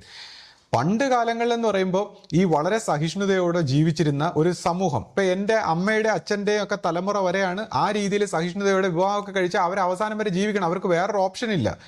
അങ്ങനെ വന്ന ഒരു സമൂഹം എൻ്റെ അമ്മയുടെ അച്ഛൻ്റെ ഒരു തലമുറയാണ്. അത് കഴിഞ്ഞ് നമ്മുടെയൊക്കെ തലമുറ ആയപ്പോൾ പിള്ളേർ 2 മക്കളൊക്കെ ഉള്ള കുടുംബത്തിൽ നിന്ന് വന്ന കുട്ടികൾ, അവരുടെ ഒരു എന്താ പറയുക, രക്ഷകർത്താക്കൾ ഇത്രയും ലാളിച്ച് വളർത്തിയ ഒരു സാഹചര്യത്തിൽ പക്വത ഇല്ലാത്ത, ക്ഷമിക്കാനും സഹിക്കാനും അറിഞ്ഞിടാത്ത ഈ പുതിയ തലമുറ വളരെ പാടാണ് വിവാഹം. കൂടാതെ ഈ കുടുംബങ്ങൾ കയറി ഇടപെടും ഇപ്പോഴത്തെ കാലത്ത്. പണ്ടത്തെ കാലത്ത് അങ്ങനെ കുടുംബക്കാരൊന്നും ഇടപെടില്ല, അവർ ദൂരെയാണ്, ഈ ഫോണും സംസാരങ്ങളും ഒന്നും ഇല്ല. അപ്പോൾ എല്ലാവർക്കും അങ്ങ് ജീവിക്കണമെന്നുള്ള ഒരു കൺസെപ്റ്റാണ് ഉണ്ടായിരുന്നത്. അതിൻ്റെതായ ഡ്രോബാക്ക് ഉണ്ട്, അത് മറ്റ് വിഷയങ്ങൾ. പക്ഷെ എന്നാലും ഒരു സഹിച്ചുകൊണ്ട് ജീവിച്ചു പോകുന്നൊരു സ്വഭാവം. എന്നാൽ ഇന്നത്തെ കാലത്ത് സ്വാതന്ത്ര്യവും പല പോസിറ്റിവിറ്റികളുണ്ട്, എന്നാൽ നെഗറ്റിവിറ്റി, ഈ കുടുംബങ്ങൾ കയറി ഇടപെടുന്നതും ഈ ഫോണും ഈ രക്ഷകർത്താക്കളും ഈ സോഷ്യൽ മീഡിയ എല്ലാം കൂടെ ചേർന്ന് മനുഷ്യനെ വഴിതെറ്റിക്കുന്ന ഒരു സാഹചര്യമാണ് ഇന്ന് നിലനിൽക്കുന്നത്. അതുകൊണ്ട് തന്നെ ലോകം മൊത്തത്തിൽ ഇന്നത്തെ കാലത്ത് ഈ വിവാഹം എന്ന് പറയുന്ന ഇൻസ്റ്റിറ്റ്യൂഷൻ ഒത്തിരി ഡേഞ്ചറസ് ആയിട്ടുള്ള ഒരു സ്റ്റേറ്റിലൂടെ പൊയ്ക്കൊണ്ടിരിക്കുകയാണ്. അപ്പോൾ അത് പലതരത്തിലുള്ള സർവേകളാണ് പറയുന്നത്, ഞാൻ പറയുന്നില്ല, പലതരത്തിലുള്ള സൈക്കാട്രിക് പഠനങ്ങളും സർവേകളും പറയുന്നതാണ്. അപ്പോൾ അങ്ങനെ ഒരു സാഹചര്യത്തിൽ എങ്ങനെ മനുഷ്യൻ പോസിറ്റീവായിട്ട് കുടുംബജീവിതത്തിലും സഹിഷ്ണുതയോടെയും ഒരുമിച്ചും ജീവിക്കാൻ എന്താണ് വഴി, അതാണ് നമ്മളെപ്പോലുള്ളവർ ചർച്ച ചെയ്യുന്നത്. അപ്പോൾ ഇവരെപ്പോലുള്ളവർ ഇതിനെയൊക്കെ നമ്മൾ എന്തോ ദുരുദ്ദേശത്തിൽ സംസാരിക്കുന്നു എന്നങ്ങ് വരുത്തി തീർക്കാൻ ശ്രമിക്കുന്നു. ഇപ്പോൾ ഗുരുവിൻ്റെ പ്രകാശം ചൂടില്ലാത്ത പ്രകാശം, അപ്പോൾ ശിഷ്യപൂജിതയുടെ ഈ വാഴയിലിൽ കിടത്തിയപ്പോൾ ശരീരത്തിനുണ്ടായ ചൂടിനെ കുറിച്ചൊക്കെ അങ്ങ് നിഗമനം നടത്തി അങ്ങ് പരിഹസിക്കുന്നു. പക്ഷേ ഇത് മലന്ന് നിന്ന് തുപ്പി സ്വയം പരിഹാസമാകുന്ന ഒരു കാര്യമാണെന്ന് പോലും ചിന്തിക്കുന്നില്ല. കാര്യം അതിൻ്റെ എക്സ്പ്ലനേഷൻ വരുമ്പോഴത്തേക്ക്, കാര്യം ഇത് എന്താണെന്ന് ഒന്ന് ചോദിക്കാമല്ലോ. ചുമ്മാ അങ്ങ് നിഗമനം നടത്തിയാൽ ശരിയാകുമോ സ്വന്തം മനസ്സിന്റെ ഒരു അറിവിൽ വെച്ചുകൊണ്ട്? അപ്പോൾ ഇവിടെ എന്താണ് ഈ ഗുരുവിന്റെ ദൈവത്തിന്റെ പ്രകാശം ചൂടില്ലാത്ത പ്രകാശം, ശരി, അത് ഏറ്റവും ചൂടില്ലാത്ത ശീതളമായ എന്നാൽ അതിസൂക്ഷ്മമായ പ്രകാശമാണ്. പക്ഷെ ഈ പ്രകാശത്തിലേക്ക്, ഈ പ്രകാശധാരയിലേക്ക് ഒരു ജീവൻ പരിണമിക്കുമ്പോൾ, ജീവൻ ആ പ്രകാശധാരയിലേക്ക് പരിണമിക്കുമ്പോൾ ശരീര മനസ്സുകളായിട്ടുള്ള ഈ സംസ്കാരജന്യമായിട്ടുള്ള ശരീര മനസ്സുകൾ ഇതിനെ എതിർക്കും. കാരണം ശരീരത്തിനും മനസ്സിനും പുനർജനിക്കുക എന്നുള്ള സ്വഭാവമാണ്. ഇപ്പൊ ശരീരം പുനർജനിക്കാൻ കണ്ടെത്തുന്ന വഴിയാണ് ഈ ലൈംഗികതയിലൂടെ അടുത്ത തലമുറ ഉണ്ടാക്കാൻ ശ്രമിക്കുന്നത്. അത് ശരീരം ഇങ്ങനെ പുനർജനിക്കാൻ, പാരമ്പര്യ സ്വഭാവത്തിൽ പുനർജനിക്കാനുള്ള ശരീരത്തിന്റെ ഒരു പ്രോസസ്സാണ്. മനസ്സ് ഇങ്ങനെ പ്രേമത്തിലൂടെ അടുത്ത പിതൃക്കൾ പ്രവർത്തിച്ചുകൊണ്ട് അടുത്ത മനസ്സിങ്ങനെ ആ പിതൃക്കളിലൂടെ അടുത്ത സന്തതി ഉണ്ടായി, ആ സന്തതിയിൽ പുനർജനിക്കാൻ മനസ്സിന്റെ ഒരു പ്രവർത്തനമാണ്. അപ്പം മനസ്സും ശരീരവും ഇങ്ങനെ അനന്തമായി പുനർജനിച്ച് പോകാനായിട്ടുള്ള പ്രോഗ്രാം ഉള്ളതാണ്. അപ്പം ആ സംസ്കാരം ഉള്ളതാണ്. ഇതിനെ അതിവർത്തിച്ചുകൊണ്ട് ഒരു ജീവൻ ഇതിനെല്ലാം വിടുവിച്ചുകൊണ്ട് ആ പ്രകാശത്തിലേക്ക്, പരമപ്രകാശത്തിലേക്ക് പോകുമ്പോൾ ഇത് റെസിസ്റ്റൻസ് ആണ്, എതിർപ്പാണ്, വളരെ വലിയ എതിർപ്പാണ്. അപ്പം ആ എത്ര വലിയ എതിർപ്പ് വന്നാലും ഒരു ജീവൻ ഈ സത്യത്തിന്റെ ആകർഷണത്തിൽ എത്തിക്കഴിഞ്ഞാൽ ജീവൻ അതിന്റെ വഴിയിലേക്ക് സഞ്ചരിക്കും. അപ്പൊ ഈ എതിർപ്പിനെ ഈ ശരീരവും മനസ്സും കൂടെ എതിർക്കുന്നതാണ് ഈ ചൂടായിട്ട് മാറുന്നത്, അതിഭയാനകമായിട്ടുള്ള ചൂടായിട്ട് മാറുന്നത്. അപ്പൊ ആ എതിർപ്പിന്റെ ഫലമായിട്ട് ഈ ശരീരത്തിൽ, പ്രത്യേകിച്ച് ഇനി ശിഷ്യപൂജയുടെ കേസിൽ ഒരു വ്യക്തിഗതമായ ശരീര മനസ്സുകളുടെ എതിർപ്പിനെക്കാളും ഒരു ആധ്യാത്മിക മണ്ഡലത്തിൽ, സൂക്ഷ്മമായ യൂണിവേഴ്സൽ തലത്തിൽ ഒരു സ്ത്രീ ശരീരത്തിൽ ഇരുന്നുകൊണ്ട് ഇത്രയും വലിയ ഒരു സ്റ്റേജിലേക്ക് ഉയർന്നിട്ടില്ല, അല്ലെങ്കിൽ ആരെയും കടത്തിവിട്ടിട്ടില്ല എന്നുള്ള ഒരു അർത്ഥത്തിൽ യൂണിവേഴ്സൽ ആയിട്ടുള്ള സൂക്ഷ്മ ശക്തികളുടെ മൊത്തത്തിലുള്ള ഒരു എതിർപ്പുണ്ടായി. ആധ്യാത്മികമായിട്ട് വളരെ ഉയർന്ന യോഗഭ്രഷ്ടന്മാരെ പോലെ വളരെ സൂക്ഷ്മമായ ഒരു മണ്ഡലത്തിൽ നിന്ന് അതിഭയാനകമായ എതിർപ്പുണ്ടായ ഒരു സാഹചര്യം കൂടെ അവിടെ നിലനിൽക്കുമ്പോഴാണ് ഇങ്ങനെയൊക്കെയുള്ള ഈ ക്ഷീരബലയും അല്ലെങ്കിൽ ഈ വാഴയിലയുടെ ഒരു പ്രോസസ്സും. അപ്പോൾ അതിനെ അതിവർത്തിക്കാൻ, അങ്ങനെയുള്ള ഒരു അവസ്ഥയെ അതിവർത്തിക്കാൻ ഗുരു നിർദ്ദേശിച്ച പ്രകാരമുള്ള ആ മറ്റു കാര്യങ്ങളും, അപ്പോൾ അതുപോലുള്ള കാര്യങ്ങളൊക്കെ പറയുമ്പോഴത്തേക്ക് അതിനെയൊക്കെ കാമപൂർത്തീകരണം അല്ലെങ്കിൽ എന്തൊക്കെ മോശമായിട്ട്. അപ്പോൾ നമ്മൾ മനസ്സിലാക്കണം, നമ്മൾ ഈ സംസാരിക്കുന്ന എല്ലാം നമ്മുടെ മനസ്സിന്റെ സങ്കല്പങ്ങളാണ്. ഓരോരുത്തർക്കും ഓരോ കാര്യങ്ങളെക്കുറിച്ച് കേൾക്കുമ്പോൾ ഇപ്പോൾ എത്ര മോശമായിട്ടുള്ള ഒരു കാര്യം കേട്ടാലും അയാൾക്ക് നല്ലതായിട്ട് അതിലുള്ള ഒരു നല്ല വശം എടുക്കാൻ പറ്റും, ഒരു നല്ല മനുഷ്യനെ സംബന്ധിച്ച്. അതുപോലെ എത്ര നല്ല കാര്യം കേട്ടാലും അതിനകത്തും ഒരു മോശമായിട്ടുള്ള കാര്യം കണ്ടെത്താൻ മനുഷ്യ മനസ്സിന് കഴിയും. അപ്പൊ അത് ഓരോ മനുഷ്യ മനസ്സിന്റെ സംസ്കാരമാണ്. കൂടാതെ ഇതുപോലുള്ള കാര്യങ്ങളൊക്കെ ഇങ്ങനെ വന്നു നിന്ന് പരസ്യമായിട്ട് പറഞ്ഞ്, അതായത് ഒരു വ്യക്തിയെക്കുറിച്ച് പോലും മോശമായിട്ട് സംസാരിക്കുമ്പോൾ ആ കർമ്മഗതി നമ്മളിലേക്ക് വരുന്നെന്നുള്ളതാണ്. അപ്പൊ ഇത്രയും വ്യക്തികളിലേക്ക് ഇതുപോലെ വളരെ മോശകരമായിട്ടുള്ള കാമപൂർത്തീകരണം എന്നൊക്കെ പറഞ്ഞ് സംസാരിക്കുമ്പോൾ അതിൽ നിന്ന് ഈ വ്യക്തി എന്താണ് ഇനി പഠിക്കാൻ പോകുന്നത്, ഈ വ്യക്തിയെ പ്രകൃതി എന്തായിരിക്കും പഠിപ്പിക്കാൻ പോകുന്നത്? കാരണം ഈ പറഞ്ഞ കാര്യം സത്യമാണോ അല്ലയോ, അല്ലെങ്കിൽ ഇങ്ങനെ പറയാമോ ഇല്ലയോ എന്ന് ഈ വ്യക്തി പഠിക്കേണ്ടതില്ലേ? മറ്റു മനുഷ്യരെ കുറിച്ച് പരസ്യമായിട്ട് ഇത്രയും ആൾക്കാർ കേൾക്കച്ച് ഇങ്ങനെ വന്നൊരു വൃത്തികെട്ട കാര്യം പറയാൻ പാടില്ല എന്നുള്ളത് പഠിക്കണമല്ലോ. അപ്പൊ അത് പഠിക്കുന്നതാണ് ജീവിതം. ജീവിതം ഇങ്ങനെയാണ്, മനുഷ്യരിങ്ങനെ എന്തൊക്കെ പറയുന്നോ പ്രവർത്തിക്കുന്നോ അതെല്ലാം പഠിച്ച് അതിനെ ക്ഷമിച്ച് സഹിച്ച് ആ ദൈവം എന്ന് പറയുന്ന സത്യത്തിന്റെ ആ വഴിയിലേക്ക് സഞ്ചരിക്കാൻ വേണ്ടി വികസിച്ചതാണ് മനുഷ്യന്റെ ജീവനെങ്കിൽ ഇതെല്ലാവരും എല്ലാം പഠിച്ചിട്ടേ ഇവിടെ നിന്ന് പോകാൻ പറ്റും. അപ്പോൾ ഓരോ കാര്യങ്ങളും നമ്മൾ സംസാരിക്കുമ്പോൾ ആലോചിച്ചും കണ്ടിട്ടും വേണം നമ്മൾ സംസാരിക്കാൻ. ഇത് ഇങ്ങനെയൊക്കെ വിളിച്ച് പറയുമ്പോൾ ഇപ്പോൾ ഇവരെയൊക്കെ സംബന്ധിച്ച് ഇവർ ബ്രഹ്മചര്യത്തെക്കുറിച്ച് ഒരു കൺസെപ്റ്റ്, ഇവരെല്ലാം പൊതുവെ ഇപ്പോൾ ഒരുപാട് വ്യക്തികൾ ഈ ബ്രഹ്മചര്യത്തെക്കുറിച്ച് വലിയ ഒരു കൺസെപ്റ്റുകളൊക്കെ സംസാരിക്കുന്ന വ്യക്തികളാണ്. അപ്പോൾ ഈ ബ്രഹ്മചര്യത്തെക്കുറിച്ച് വലിയ ഈ പൊങ്ങി ഈ വളരെ പവിത്രമായിട്ടും വളരെ ഇങ്ങനെ ഗൃഹധർമ്മം, ഫാമിലി, മറ്റേ പാതിവൃത്യം എന്നൊക്കെ പറഞ്ഞ് സംസാരിക്കുമ്പോൾ തന്നെ സൈക്കോളജിക്കലി ചിന്തിക്കുന്നവർക്കറിയാം ഇതൊന്നും ഇല്ലാത്ത ആൾക്കാരാണ് ഇത്രയും ഇതിനെ ഗ്ലോറിഫൈ ചെയ്ത് സംസാരിക്കുന്നത്. കാര്യം മനസ്സിൽ ഇങ്ങനെയുള്ള കാര്യങ്ങൾ ആന്തരികമായിട്ട് ഇല്ലാത്തവർ ഇതൊക്കെ ഇങ്ങനെ ബ്രഹ്മചര്യം, പാതിവൃത്യം ഇങ്ങനെയൊക്കെയുള്ള കാര്യങ്ങളെ ഗ്ലോറിഫൈ ചെയ്തുകൊണ്ട് ഇത് ഉണ്ടെന്ന് വരുത്തി തീർക്കാനുള്ള ഒരു കള്ളത്തരമാണ്. അത് സൈക്കോളജിക്കലി ചിന്തിക്കുന്നവർക്ക് അറിയാം. അപ്പോൾ അതുകൊണ്ട് തന്നെ ഇതേപോലുള്ള കാര്യങ്ങളൊക്കെ വന്ന് സംസാരിക്കുന്ന, ഓവറായിട്ട് ഇതേപോലുള്ള കാര്യങ്ങൾ സംസാരിക്കുന്ന കേൾക്കുമ്പോൾ തന്നെ നമുക്കറിയാം ഇതെന്താണ് ഇതിൻ്റെ മനഃശാസ്ത്രമെന്ന്. പിന്നെ മനഃശാസ്ത്രം അവിടെ മാറ്റി നിർത്തിയേക്കൂ. ഇനി ബ്രഹ്മചര്യം തന്നെ എന്താണ്? കാര്യം ബ്രഹ്മചര്യം എന്ന് പറയുമ്പോൾ പൊതുവെ എല്ലാവരും വിചാരിച്ചിരിക്കുന്ന ബ്രഹ്മചര്യം എന്ന് പറയുമ്പോൾ ലൈംഗികതയുമായിട്ട് ബന്ധപ്പെട്ട് അല്ലെങ്കിൽ ലൈംഗികതയെ തടുത്തു വയ്ക്കുന്ന ഒരു കാര്യമാണ്, അല്ലെങ്കിൽ അതിനെതിരായിട്ടും അല്ലെങ്കിൽ ഇങ്ങനെയൊക്കെയുള്ള ഒരു വിഷയമായിട്ടാണ് പൊതുവെ നമ്മൾ കരുതി. പ്രത്യേകിച്ച് പാശ്ചാത്യ സംസ്കാരത്തിലുള്ളവർ അങ്ങനെയാണ് ഈ ഭാരതത്തിലുള്ള ബ്രഹ്മചര്യം എന്ന് പറയുന്ന അവസ്ഥയെ അവർ കണ്ടിരിക്കുന്ന സെലിബസി ആയിട്ടാണ്, ലൈംഗികതയുമായിട്ട് ബന്ധപ്പെട്ട് അതിനെ തടുക്കുന്ന എന്തോ സംഭവമാണ്. പക്ഷേ ഈ തുടക്കത്തിൽ ഇത് ലൈംഗിക ഊർജത്തെ ഊർധ്വമായ ഉപരിയായിട്ടുള്ള മനസ്സിലേക്ക് കൊണ്ടുപോകുന്ന വശങ്ങൾ തന്നെയാണ്. ലൈംഗിക ഊർജം തന്നെയാണ് നമ്മുടെ ഉപരിമണ്ഡലങ്ങളിലേക്ക് പോയി ആത്മീയ ഊർജമായിട്ട് പരിണമിക്കുന്നത്. അപ്പോൾ ഈ ലൈംഗിക ഊർജത്തെ തടുക്കുന്ന ആദ്യത്തെ 3 അവസ്ഥ വരെ ഈ ലൈംഗിക ഊർജത്തെ ഊർധ്വമണ്ഡലങ്ങളിലേക്ക് കൊണ്ടുപോകണം എന്നുള്ള രീതിയിൽ ഇതിനെ തടുക്കുന്നതാണ് ബ്രഹ്മചര്യമെങ്കിൽ, ഇപ്പോൾ പൊതുജനങ്ങൾക്ക് മനസ്സിലാവാൻ, അതായത് ആദ്യത്തെ 3 അവസ്ഥയിലേക്കുള്ള കാര്യങ്ങളാണ് ഗുരുക്കന്മാർ പൊതുജനങ്ങൾക്ക് പറഞ്ഞു കൊടുക്കുന്നത്. കാര്യം പൊതുജനങ്ങൾ മനസ്സിലാക്കേണ്ട കാര്യങ്ങളെ അവർക്ക് പറഞ്ഞു കൊടുക്കേണ്ട കാര്യമുള്ളൂ. അപ്പോൾ പൊതുവായിട്ടുള്ള അവർ പാലിക്കേണ്ട ബ്രഹ്മചര്യം എന്താണ്, അത് നമുക്ക് ഈ ഗുരു പറഞ്ഞു എന്നൊക്കെ കേട്ട് ഇവരെയൊക്കെ പറയുന്ന കാര്യങ്ങളുമായിട്ട് നമുക്ക് അതിനെ റിലേറ്റ് ചെയ്യാം. പക്ഷേ ഈ 4ാമത്തെ അവസ്ഥ മുതൽ 6ാമത്തെ അവസ്ഥ വരെ ബ്രഹ്മചര്യം എന്താണ്? കാര്യം 3 അവസ്ഥ വരെ ഉള്ളവരുടെ ബ്രഹ്മചരി ഇതാണ്. ഇവർ നമ്മൾ കേട്ടിട്ടുള്ള ഈ ലൈംഗികതയെ ഊർധ്വ മണ്ഡലങ്ങളിലേക്ക് എത്തിക്കണം. 4ാമത്തെ അവസ്ഥ മുതൽ 6ാമത്തെ അവസ്ഥ വരെ എത്തിയ ഒരാളിൻ്റെ ആ സ്റ്റേജിലോട്ട് പോകുന്ന ഒരു സന്യാസിയുടെ ബ്രഹ്മചര്യം എങ്ങനെ ആയിരിക്കണം? അപ്പോൾ അതിനെക്കുറിച്ച് ഞാൻ ഡീപ്പായിട്ട് പറയുന്നില്ല, കാര്യം അത് പറഞ്ഞ് പഠിപ്പിക്കേണ്ടതല്ല. ആ അവസ്ഥയിൽ എത്തുന്ന ഒരാൾ സ്വയം തിരിച്ചറിയേണ്ടതാണ്. കാര്യം ഇതിനെ നമ്മൾ പറഞ്ഞു കൊടുത്താൽ ഈ താഴെക്കിടയിൽ നിൽക്കുന്നവർ ഇതിനെ തെറ്റിദ്ധരിച്ചിട്ട് അവിടെ കോൺഫ്ലിക്റ്റ് ഉണ്ടാവാൻ സാധ്യതയുണ്ട്. അപ്പോൾ ഉപരിമണ്ഡലങ്ങളിലുള്ള ബ്രഹ്മചര്യം എന്താണ്? ഇപ്പോൾ തുടക്കത്തിലുള്ള 3 അവസ്ഥയിലുള്ളവരുടെ ബ്രഹ്മചര്യം സെക്സുമായിട്ട് മാത്രം ബന്ധപ്പെട്ടതാണെങ്കിൽ അടുത്ത തലത്തിലേക്ക് പോകുമ്പോൾ ആ ബ്രഹ്മചര്യം സകല പ്രവൃത്തിയായിട്ട് ബന്ധപ്പെട്ടതാണ്. കാര്യം മനസ്സിനെ എങ്ങനെ ഡിറ്റാച്ച്ഡ് ആക്കിക്കൊണ്ട് മനസ്സിൽ നിന്ന് ഒരു സാക്ഷിഭാവത്തിൽ ഉണർന്ന് ആ ബ്രഹ്മബോധത്തിൽ സാക്ഷിയായിക്കൊണ്ട് ചരിക്കുന്ന ആ ജീവിതം എങ്ങനെ ആയിരിക്കണം എന്നുള്ള ഒരു രീതിയിൽ ഈ ബ്രഹ്മചര്യത്തിൻ്റെ ഒരു ഹോൾ പിക്ചർ മാറാൻ. ബ്രഹ്മചര്യം പിന്നെ സെക്സുമായിട്ട് മാത്രം ബന്ധപ്പെട്ടതല്ല, അദ്ദേഹത്തിൻ്റെ എല്ലാ പ്രവൃത്തിയുമായിട്ട് ബന്ധപ്പെട്ടതാണ് ഈ ഉയർന്ന മണ്ഡലങ്ങൾ ബ്രഹ്മചര്യം എന്നുകൊണ്ട് ഉദ്ദേശിക്കുന്നത്. ഇനി 7ാമത്തെ അവസ്ഥ മുതൽ മുകളിലുള്ള ഗുരുക്കന്മാരെ സംബന്ധിച്ച് ബ്രഹ്മചര്യം എന്താണ്? അത് ഓരോ അവസ്ഥയിലുള്ളവരുടെയും ബ്രഹ്മചര്യം വ്യത്യസ്തമാണ്. അപ്പോൾ ഗുരുക്കന്മാരുടെ ബ്രഹ്മചര്യം എന്താണ്? അവരെന്ത് ചെയ്യുന്നോ അതാണ് ബ്രഹ്മചര്യം. അവരുടെ ആ അവസ്ഥയിലെത്തിയ ഗുരുവിൻ്റെ എന്ത് പ്രവൃത്തിയോ അത് ബ്രഹ്മചര്യമാണ്. അദ്ദേഹത്തിന് ബ്രഹ്മചര്യമല്ലാത്ത ബ്രഹ്മത്തിൽ ചരിക്കുന്ന, ബ്രഹ്മത്തിൽ വർത്തിക്കുന്ന, ആ പരമബോധത്തിൽ വർത്തിക്കുന്ന ഗുരുവിന് ബ്രഹ്മചര്യം അല്ലാത്ത ഒരു പ്രവൃത്തിയില്ല. അദ്ദേഹത്തിൻ്റെ നല്ലതും ചീത്തയും, അദ്ദേഹത്തിൻ്റെ ദേഷ്യവും സ്നേഹവും, അദ്ദേഹത്തിൻ്റെ എന്ത് പ്രവൃത്തിയും ബ്രഹ്മചര്യമാണ്. അപ്പോൾ ഗുരു ഇതിനെക്കുറിച്ച് പറഞ്ഞു. ഒരു സമയത്ത് ഗുരു ഇങ്ങനെ ഇറങ്ങി ഒരു സ്ഥലത്തേക്ക് പോകാനായിട്ട് വരുമ്പോൾ ഒരു ശിഷ്യൻ പറഞ്ഞു, ഗുരുവേ രാഹുകാലമാണ്.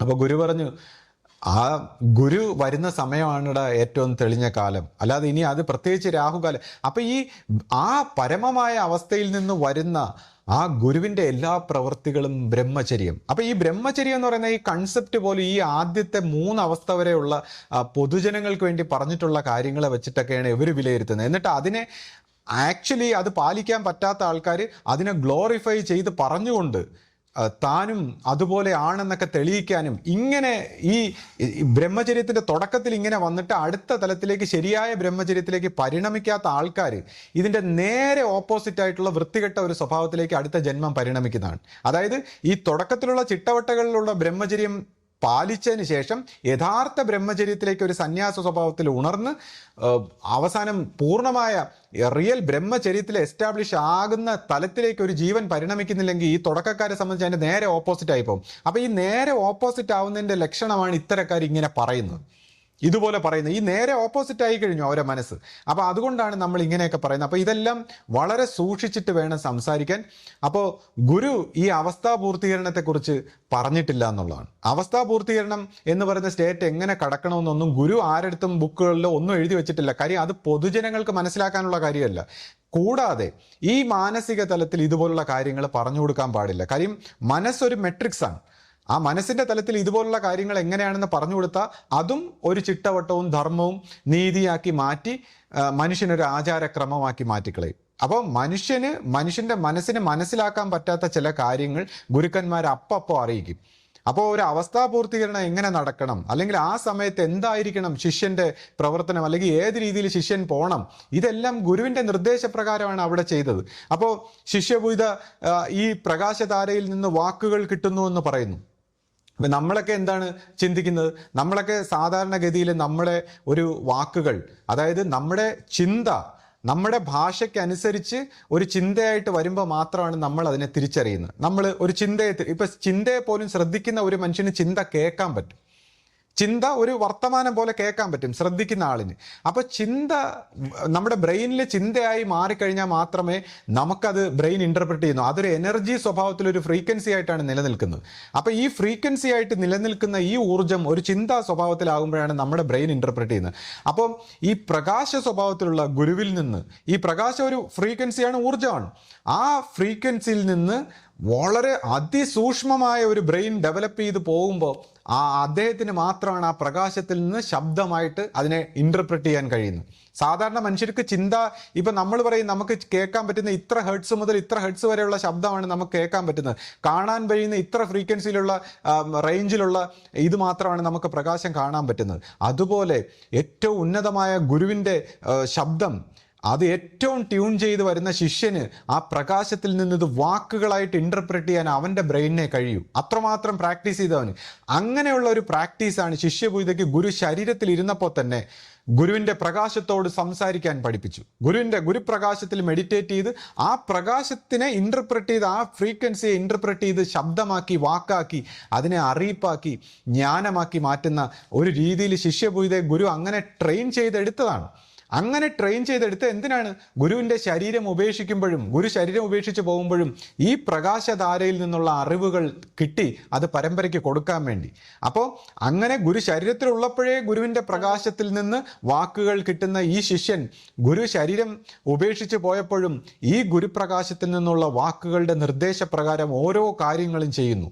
അങ്ങനെ ചെയ്യുമ്പോൾ പഴയ സന്യാസിമാരായിട്ടുള്ള ഈ പറഞ്ഞ ആൾക്കാരിൽ നിന്നെല്ലാം എതിർപ്പ് വരുന്നു.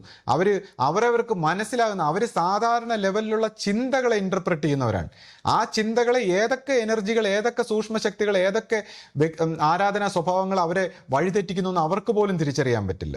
അപ്പോൾ ഗുരുപ്രകാശത്തിൽ നിന്നുള്ള നിർദ്ദേശങ്ങൾ മനുഷ്യൻ്റെ ബുദ്ധിക്കും ലോകനീതിക്കും പോലും വിരുദ്ധമായിട്ടൊക്കെ തോന്നുന്ന പല കാര്യങ്ങളും ഈ കർമ്മഗതി പൊട്ടിക്കാൻ എന്തിനാണിത് സംസാരിക്കുന്നതെന്നൊന്നും മനസ്സിലാക്കാത്ത ഇവരെല്ലാം ഇങ്ങനെ തെറ്റിക്കുന്ന സാഹചര്യത്തിൽ ഗുരു പുതിയ ഭരണ സംവിധാനങ്ങളെയൊക്കെ കൊണ്ടുവരുന്നു. അല്ലെങ്കിൽ അവസ്ഥാപൂർത്തീകരണം എങ്ങനെ നടത്തണം, അതിൻ്റെ പിന്നിലെ ഓരോ കാര്യങ്ങളും എന്താണ്, എത്ര സൂക്ഷ്മമായി അതിനെ കൈകാര്യം ചെയ്യണം, ഒരു സ്ത്രീ ഈ അവസ്ഥ കടക്കണമെങ്കിൽ അവിടെ ആ സ്ത്രീ ശരീരത്തിനെ ഏത് രീതിയിൽ ആ അവസ്ഥ കടത്താൻ ഗുരു പരിശ്രമിച്ചു.